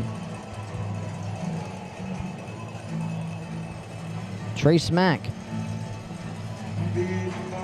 will set up for this one. On a 47-yarder here. State looks like they're going to send a big rush here to try and block this thing. 47-yard field goal set up for Trace Mack. The kick is up. Perfect. And good. Right down the middle. And the Florida Gators tack on 3 more with 2 minutes and 34 seconds to go here in the 4th quarter. We're going to step aside. We'll be back for the kickoff to witness the Bulldogs offense try to tack on a few more points. Don't go anywhere. You're listening to Mississippi State football on the Bulldog Student Sports Network.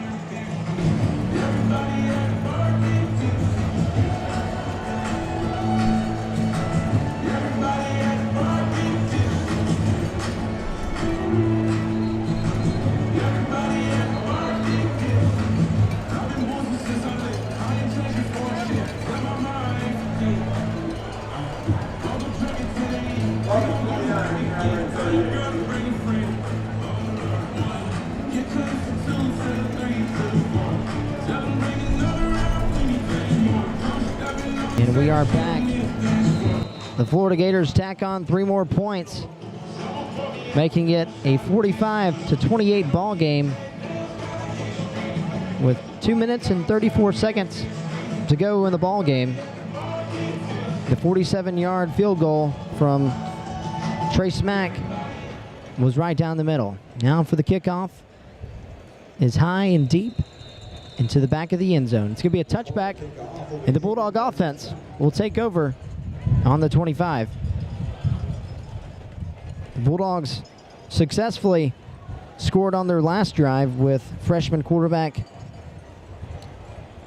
Michael Van Buren, the Under Armour All-American, getting his first opportunity at quarterback. Good efficient drive. Did a little bit of everything through the air and on the ground game. Let's see if we can have another great drive here with Michael Van Buren at quarterback. Get some good reps in. Michael Van Buren in the shotgun. 2 receivers right, 1 left. Play action pass, rolls out to his left. Heavy pressure, throws it out of bounds on first down. That's going to bring up 2nd and 10. Officials arguing for a potential intentional grounding. Officials agreed it was fair. So we now sit at 2nd down and 10 with 2:28 here in the 4th quarter. Great heads-up play there by Michael Van Buren. Escapes the first blitzer, gets rid of the football. Empty set. Michael looking over towards the right side, connects with tight end Seydou Traore. Gain of 4 yards. It's going to be 3rd down and 6. Clock is rolling. 2:15 on the play clock. Game clock, rather. Shotgun formation. Johnny Daniels to his left. Michael Van Buren looking to pass. Looks over, connects with Jordan Mosley at the 35. We'll move the chains and stop the clock for just a second. But that will bring us to the 2-minute warning. Bulldogs down 17 points to Florida Gators. And we're going to step aside. We'll be back to call the remaining 2 minutes of this ball game. Don't go anywhere. You're listening to Mississippi State Football on the Bulldog Student Sports Network.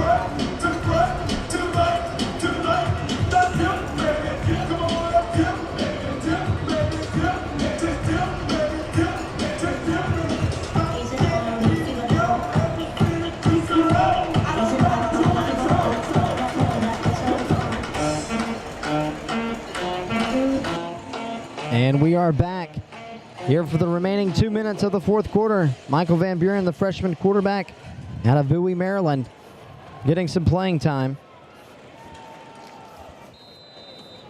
Michael Van Buren in the shotgun. Johnny Daniels to his right. Surveying the left side of the field, evades the pocket, rolls out to his right, connects with Mario Craver at the 42, and gets tackled at the 45-yard line, just short of the first down marker. Officials say he's a half-yard shy. 9-yard gain, 2nd down and 1. Injury on the field. Michael Van Buren showing off the speed there, rolls out right, evades the pressure, moving really quick, and then throws it over to Mario Craver for a gain of around 8 or 9 yards. DeJohn Johnson limping off the field, injury for the Florida Gators. The sophomore cornerback out of Tampa, Florida. This game has shown us that State has a lot of young talent that is just getting started and really starting to get play time. I mean, you've seen guys like Mario Craver and Johnny Daniels, and now you're seeing Michael Van Buren get going here as well. The future is bright for Mississippi State football. That Craver-Van Buren connection transferring over from the Under Armour All-American game. Second and short, Van Buren looking to pass. Throws it deep to Kelly Akari at the 20. Nearly caught at the 15-yard line. Would have been an amazing grab from the transfer wide receiver from UTEP. Very good ball thrown there, very high. A lot of airtime, allowed Kelly Akari to get underneath it. It would have been a tough catch right on the sideline. Wasn't able to haul it in, but I like the downfield shot. Third and short for the Bulldogs. Michael Van Buren in the shotgun, to right, to left. Johnny Daniels to his left. Runs up the middle.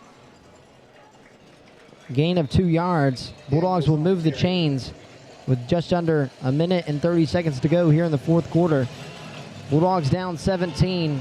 Florida Gators lead 45-28. Michael Van Buren, the freshman quarterback, looking to lead this team to another touchdown in the remaining minutes. Michael Van Buren evades the pocket at the 35. Sees an open lane at the 50. Rolls out of bounds at the 45. Inside Florida Gators territory. Michael Van Buren, extremely shifty. A lot of quarterbacks get sacked there, but he takes a little shimmy in the backfield and rolls out left and picks up what he can. Got 5 yards. Great heads-up play there by Michael Van Buren. The 6'1 quarterback, only 200 pounds. Very fast. Van Buren in the shotgun. Daniels to his right. Looking to pass. Pass intended for Kelly Akari is a few yards short, incomplete. It's going to be 3rd down and 5. A minute and 7 remaining here in the fourth quarter. 3rd and 5, obviously 4 down territory. At this point, State's trying to get some points on the board and build a little bit of momentum going into next week. Empty set for Michael Van Buren. Looking to pass. Nearly, he's going to be sacked in the backfield at the 43-yard line by none other than Aaron Chiles, the freshman out of Largo, Maryland. 4th down and forever now. Aaron Childs came right off the edge, untouched. Michael Van Buren tried to give a little shimmy to get loose, but wasn't able to escape him. Johnny Daniels to the right in the shotgun formation. Van Buren rifles it down the sideline, connects with Creed Whittemore, the sophomore. Great pass from freshman quarterback Michael Van Buren to move the chains with a big pickup and a 4th down conversion. We keep saying get Creed Whittemore the ball. Right there makes a great snag. Michael Van Buren shotgun. Drops back in the pocket. Tries to dump it off to running back Johnny Daniels. Pass incomplete. It's going to bring up 2nd down and 10 with 22 seconds remaining. Ball's going to be spotted at the 32. Bulldogs looking to tack on a few more points, get a few more reps here in the final minutes of this ball game. Van Buren progresses over the right side, complete to Kelly Akari at the 15, at the 10, at the 5. Rolls down, no timeouts remaining, just under 13 seconds. Got to hustle to get down to the line. Bulldogs looking to punch it into the end zone in the final seconds of this game. 1st and goal at the 4-yard line. Van Buren in the gun. Johnny Daniels to his left. Quick pass over to wide receiver Kelly Akari. Flags fly all over the field. That's going to be pass interference with just under 10 seconds. It's going to be 5 seconds remaining on the clock. We'll be down at the 2-yard line. Let's see if they can punch this in and get a touchdown to close out the game.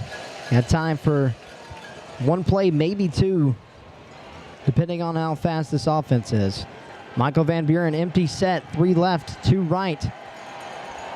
Michael Van Buren takes a snap, keeps himself up the middle, lunging for the end zone, and that's going to be the end of our ball game. Michael Van Buren tried to run it up the middle, was stuffed at the line of scrimmage, and that'll do it for our ball game. Final score is going to be 28-45. Bulldogs now 1-3 and 0-1 in conference play. The Bulldogs fall to the Florida Gators as Billy Napier now improves his squad to 2-2 in their first SEC win. Big win for the head coach for the Florida Gators. Bulldogs take the loss, but a few positives for Mississippi State. Absolutely. That run game today from the Bulldogs looked great. Showed a lot of promise defensively as well with the pursuit of the ball. We just got to clean up the offensive line on occasion and start passing the ball down the field. Blake Shapen has shown he's accurate. We have great receivers that can haul those in and have huge yards after the catch. We just got to get him the football. Great quarterback play all around for both sides of the ball. But a bright future ahead for the Bulldogs. Michael Van Buren getting a little bit of playing time. Yeah, Michael Van Buren looked great in his 2 drives he had. Showed a lot of shiftiness in the backfield.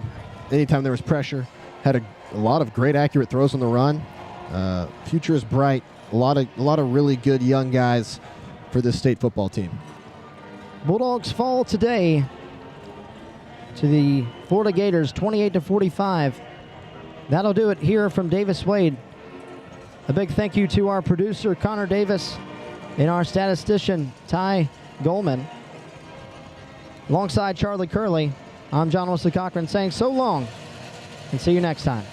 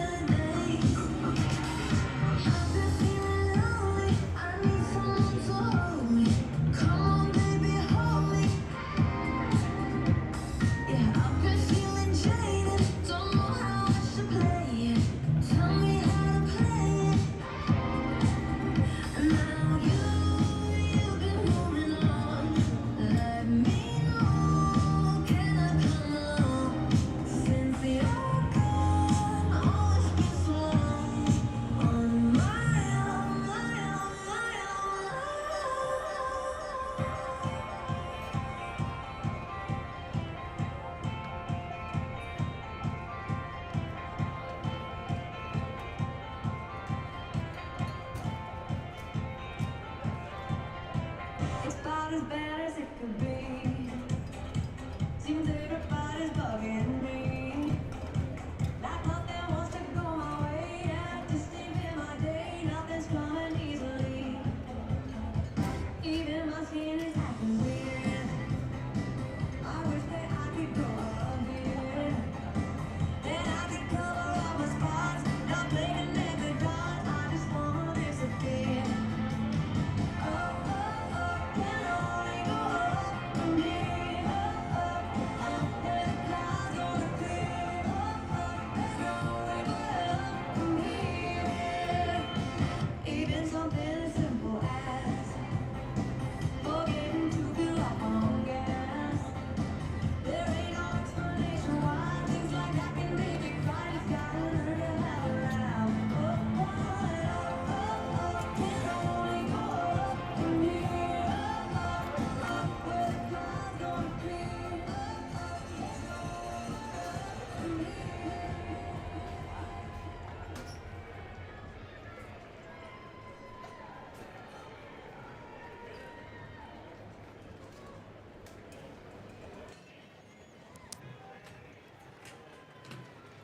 And we're back. It's the Bulldog Student Sports Network. My name is Connor Davis alongside Ty Goldman. This is the post-game update from us two. And the Florida Gators came into Davis Wade Stadium today and beat the Mississippi State Bulldogs 45-28.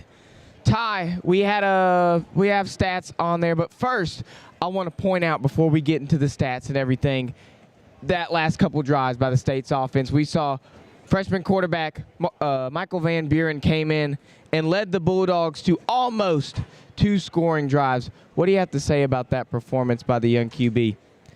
He came in and made some good throws. I thought. He led us. It was 2 commanding drives that he led. We had that 1 scoring drive with Johnny Daniels scoring from 10 yards out. But I thought he came in and kind of did his job. He missed on a couple throws, and I think that'll improve over his time here. He's a good quarterback, and obviously was a great quarterback prospect coming out of high school. So I thought he played well, and it was certainly one of the few bright spots that State had on the field today. I mean, when I saw him, I looked at you. I said, he might be a problem coming into this Mississippi State offense in years to come. I mean, we're going to have Levy here for a minute, hopefully. So if he can develop under Levy, just like Levy was able to do with Matt Corral over at Ole Miss, what kind of weapon could we see Michael Van Buren becoming?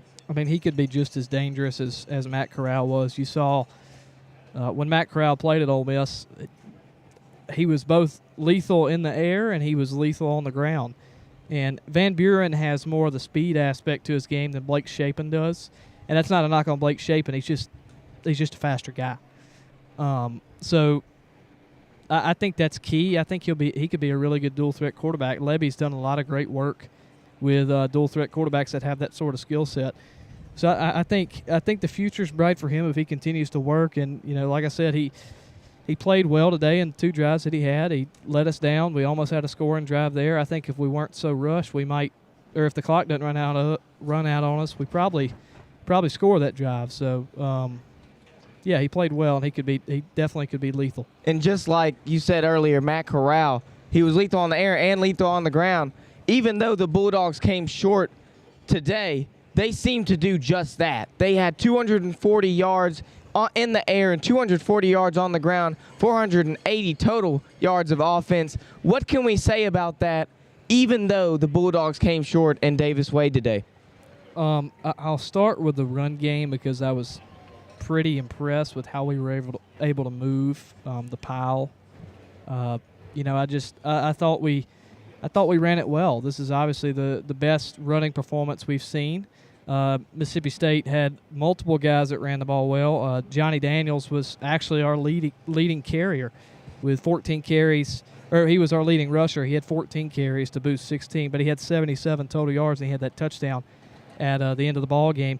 Booth with 16 carries, 75 yards, and a touchdown. Kevon Lee with 8 carries, 52 yards. So you had good production from your running backs, and that was great to see. That's something that we've kind of been missing these last 3 games, and it's good to see at least us run the ball well against the Southeastern Conference defensive line. Passing game, it was a little shaky at times. You know,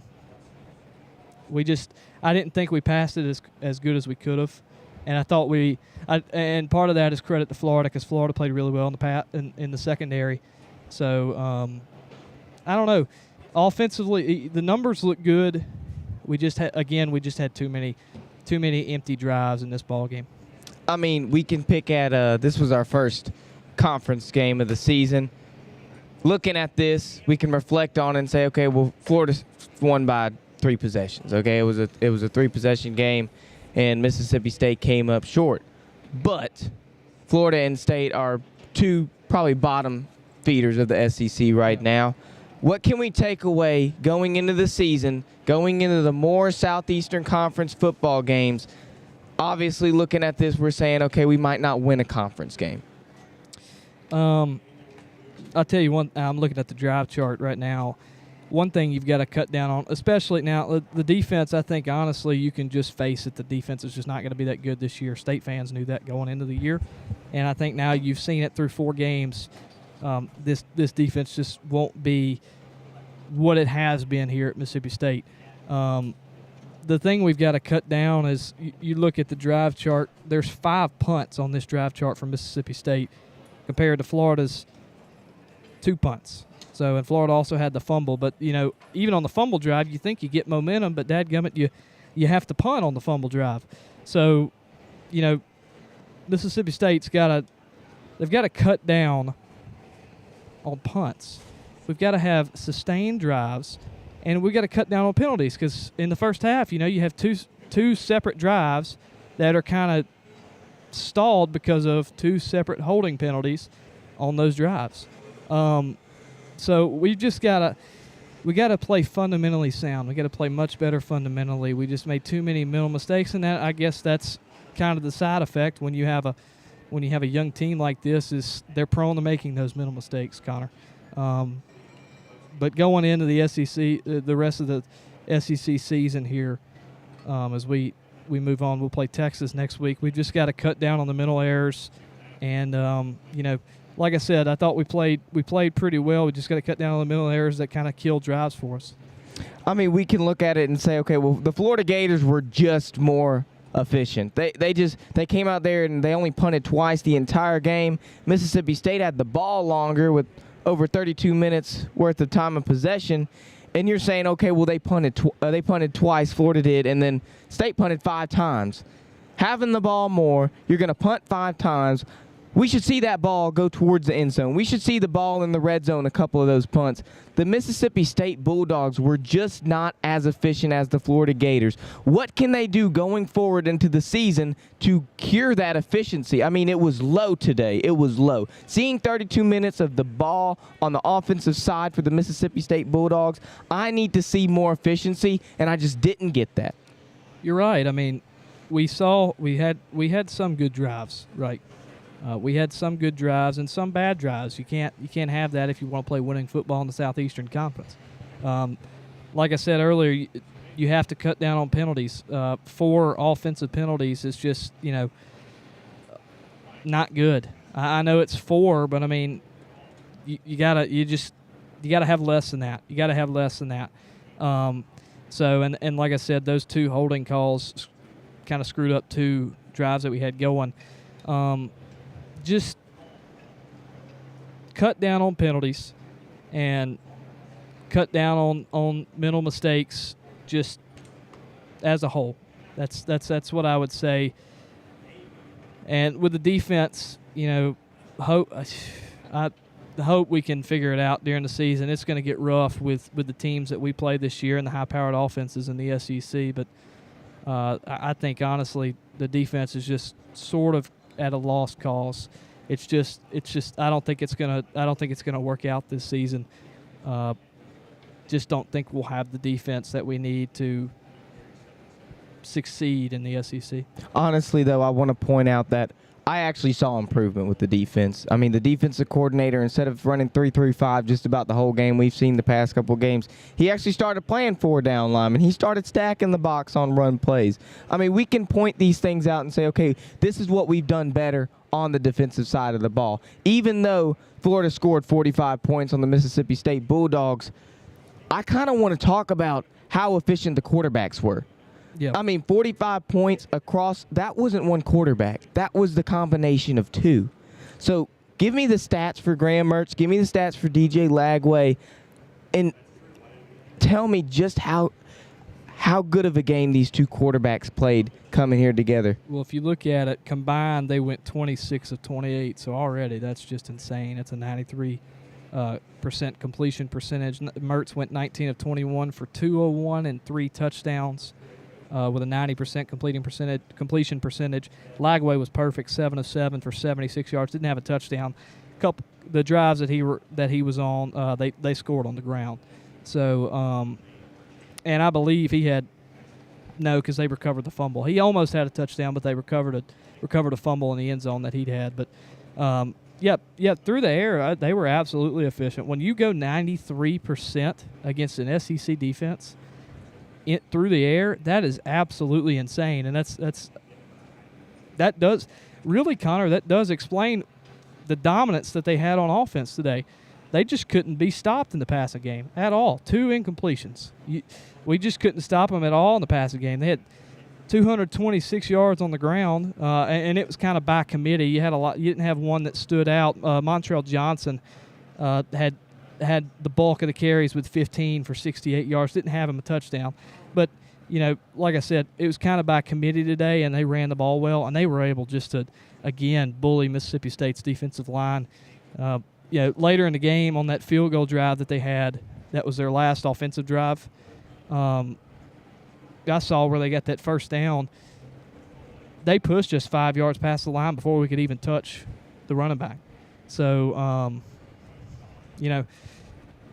going back to the passing was obviously just in the eyes of Mississippi State putrid. It was a putrid effort on passing and defending the pass. But I don't know. We've got a lot, Connor. We got a lot to correct here, especially on the defensive side of the ball, because that's 40+ points we've given up. No, 2 straight weeks. I mean, we talked about it. We said, okay, well, they played more. They stacked more in the box. They played more down linemen. They played 4 of them. They blitzed more. I mean, we talk about this, and this passing stat, the passing stats we see across the board for these 2 quarterbacks is directly indicative of the aggressive defense that our defensive coordinator was playing. And also, I hate to cut you off there, but also we had some defense. 4 of our 8 penalties were defensive penalties as well. You have a roughing the passer early in the game. You have which I believe he hit him in the face on that roughing the passer. A lot of State fans did not like that call. You had a offsides on, I think that was on DeMonte Russell. You had a pass interference that kind of helped them get down the field, and they drove down. I believe they scored that drive, and then Tyler Woodard had him in an offsides penalty as well. So, a couple penalties helped them out on drives. So that's something else you can look at. Penalties I thought were a huge key, even though it's only 8 and we only had 70 penalty yards. Or how many penalty yards do we have? Around 70 or so penalty yards. So I think that was a huge key, even though you kind of look at it and it says, it's not that bad. But I thought that was a huge key with the defense and helped Florida out a lot. I mean, you think about it. If they're on the 25-yard line, 70 yards gets them all the way to the 5-yard line in our territory. Yeah. I mean, 70 yards is big. To me, it's big. I'd rather see goose eggs on that penalty column. Mm-hmm. But obviously that wasn't the case today. And last week we saw the same thing. They had over 100 yards worth of penalties last week. And when Toledo came in here and also put 40-something on the defense, it's like, where does it get better? Because obviously Lebby came in here to up the offense for Mississippi State. We're not known for offensive football. That's what Lebby came here to change. This is why we're calling it the Lebby era. We want to change the offensive scheme and everything in Starkville. But now the defense has suffered. and it suffered way more than we thought it ever would. We did not expect the defense to go all the way to the bottom, probably of the SEC. I mean, this might be the worst defense in the SEC, and I don't know what they can do to get better. Because obviously it doesn't help the offense out when they have to keep coming from behind. And look, we said it. The state had their time of possession was higher than Florida. Yeah. I mean, it's not like the defense was on the field the whole game. No, They were only on the field less than half the game. Your offense did its job at that point. But they kept having to play from behind, and that's where they struggled. Yeah, you're right. I mean, you look at the time of possession. It's just Florida had a lot of big chunk plays. They really did. That was sure a key component of it, and most of it was in the pass game. Now, they did have a couple of big rushes, but the pass game, like I said, there was holes everywhere in our defense, kind of like last week against Toledo. In terms of getting better, you hope over the year that experience with each other and experience playing in this defense helps. That's sort of the only thing that you think would help. It's tough to say, but there's not as much talent on this defense. There just really isn't. And, it's not – Levy's got to get some of his own guys in here that, whether that be the transfer portal or the recruiting. He's got to get some of his own guys in here. I don't know how much better we'll get. I'm assuming it's not going to get much better this year just because of, like I said, the mix of powerful offenses we play and just the inexperience on defense. But you just got to hope maybe something will click and rather soon, because you go to Texas next week and that offense is insanely lethal. And they have two quarterbacks, too. They got Arch Manning and Quinn Ewers that can run over the defense. Yeah, Arch Manning's fast. Oh, yeah. That's something to see. I mean, he's fast. He gets it from his brother, not his brother. He gets it from his dad, Cooper. He's so fast. Cooper was a wide receiver before he got injured, but it's crazy to see a fast Manning. Yeah, that's something. But yeah, they have two very talented quarterbacks there. Their entire roster is talented. Steve Sarkisian has done an excellent job at Texas, and he should. Texas has all the resources you could ever want. Now they're in the premier conference of college football, the Southeastern Conference. And, sky's the limit for that team up there, or down there in Austin. But we got to get past this and get ready for next week, because it's getting real now. You're in Game 5. You're 1-3. You start 0-1 in the SEC. Things are not going your way. You got to find a way to light a spark on this team collectively. And we talk about talent on the defense, and there's lack of it. And we say, okay, well, we have a young defense. We have this freshman safety, Isaac Smith, coming into this game leading the nation in tackles. And then in the SEC, he's got 10 more than the next person behind him. And he got injured, Ty. He got injured. He got out the game, blindside block. We saw that penalty. Mm-hmm. Can we say he returns in the next week? I mean, we don't know the I don't know intensity of the injury. You don't know the severity. It was a nasty block. It really was. I think it was on Montrell Johnson. I get he's trying to make a play, but that was nasty. And it looked bad when he was on the ground after he got blocked. I don't know. I hope he'll be okay, and I hope it doesn't affect him in his future and in the immediate future, because we're going to need him next week. He's a great ball player. He's been our defensive spark. He's been the guy. We were coming into the season wanting to know, because there's a mix of a bunch of new people. You lose Nathaniel Watson or Buki, and you lose Jet Johnson last year at the linebacker position, both of them, and those were your sparks last year. And you were coming into the year, you're kind of like, well, who's going to be that guy this year? Who's going to light a spark for us on defense? And so far, it's been Isaac Smith. So I hope he'll be okay. I hope it doesn't affect him anyway. Obviously, he's our best player on defense. So hope Isaac's doing okay. Hope he can get ready and play next week. I want to keep him here for years to come. And we talk about Lebby recruiting and transfer portal, but what about keeping the players he already has that are making an impact on this Mississippi State team? Yeah, that I mean, the way college football's going this day is it all depends on how well you fund your program through NIL. We just had that $8 million donation the other day during the week, and that certainly will help. We need more donations to the Bulldog Initiative and our NIL collective as a whole. If we want to be successful in this state of college football and where college football is now, that's the key to keeping guys, and that's the key to getting guys. Money is king, really, in college football. And you look at what Lane Kiffin has been able to accomplish at Ole Miss with what they've been able to fund. I mean, you look at somebody do it, it's basically a cheat sheet.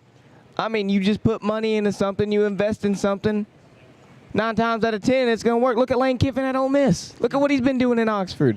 He had the best transfer class in the whole country. They lost Quinshawn. Guess what happened? They replaced him. I mean, he went to Ohio State, but it was like he never left. Jackson Dart going into this week leads the entire nation in passing yards. Yeah, I mean, you're right, he'll be a Heisman contender.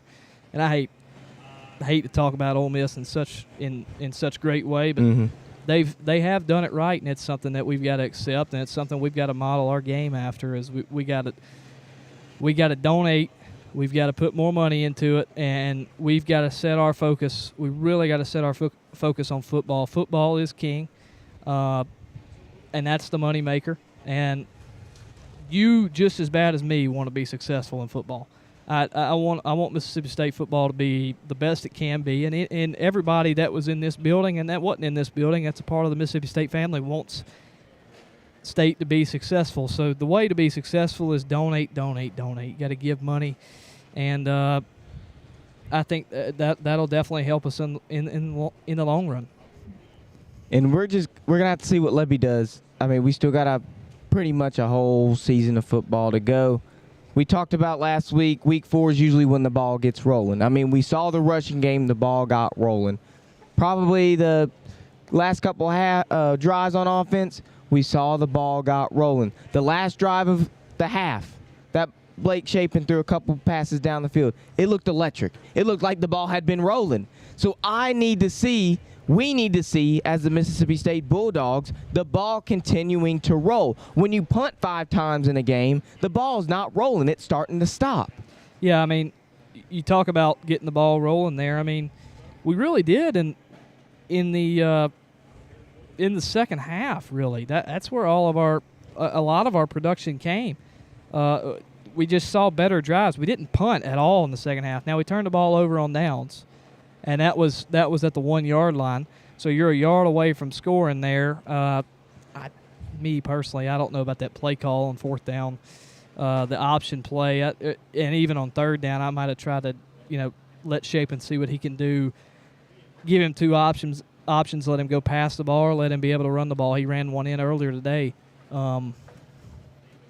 But yeah, I mean, second half we did get the ball rolling. I thought we played a lot. The drive charts show it. We played a lot better, I think, offensively in the second half, and our drives were a lot longer. You look at our 4 drives in the second half: 13 plays, 12 plays, 13 plays, and that that was touchdown or turnover on downs, touchdown, and then into the ball game, which we probably could have very well scored at the end of the ball game.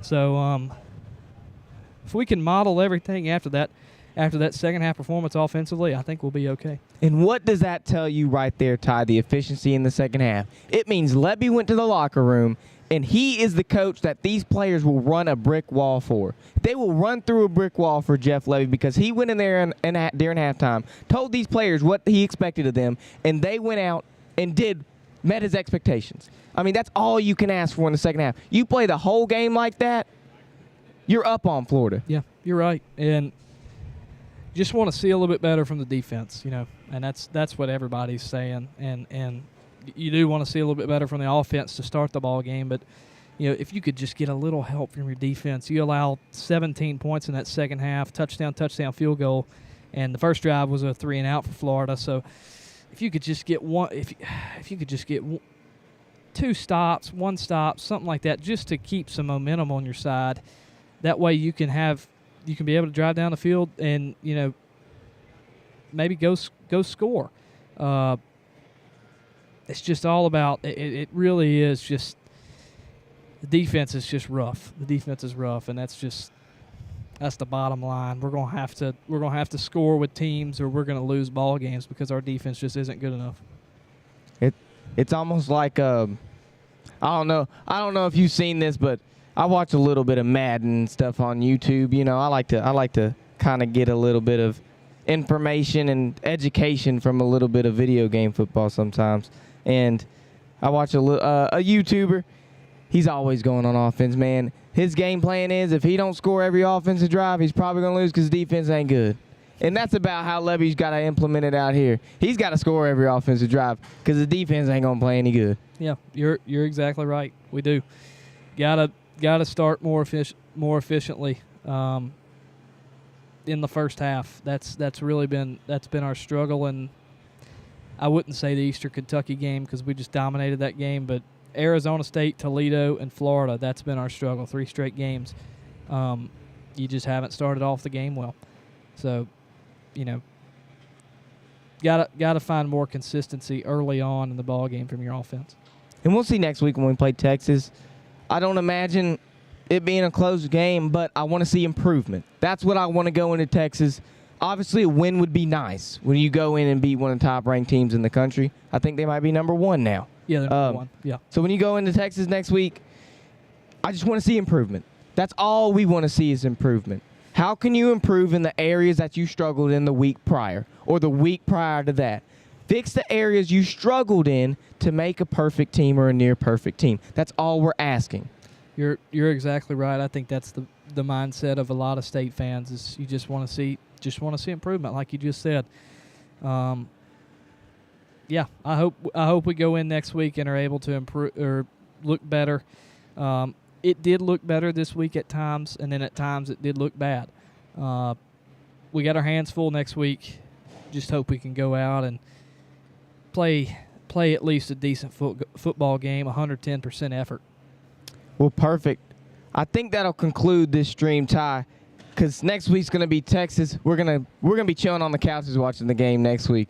Maybe enjoying ourselves a little. Be back home next week, so yeah, it'll be a chill one. Won't have to get up at 8 o'clock in the morning. No, I'll tell you that. No, and I slept in today, so. Yeah. Well, hey, yeah, it won't have to burn up either, man. It was hot today here. It's hot today, so hopefully it'll cool down. That's hope, yeah. So, but I don't know. I'm excited. I'm excited for Levy. I'm excited for what he's got. I think we can improve throughout the year. We'll just see. We'll see how it goes, Connor. Yeah, we'll see next week. Obviously, we won't be here next week, Ty, but we'll be watching the game in spirit. Hopefully, we'll be practicing our commentating then, see what happens. And then in 2-3 weeks, we'll play Georgia after Texas, right? And then we'll be back here at Davis Wade Stadium playing Texas A&M. And we will cover. We'll have that game. We'll have that game too. Yes. We'll cover that game both on our YouTube account here, right on this stream, and also on our X account. We do live tweets throughout the game, score and plays, stuff like that. So if you want to give us a follow, it's at BSSN_MSU. That would be our X handle, and I believe it's our Instagram handle too.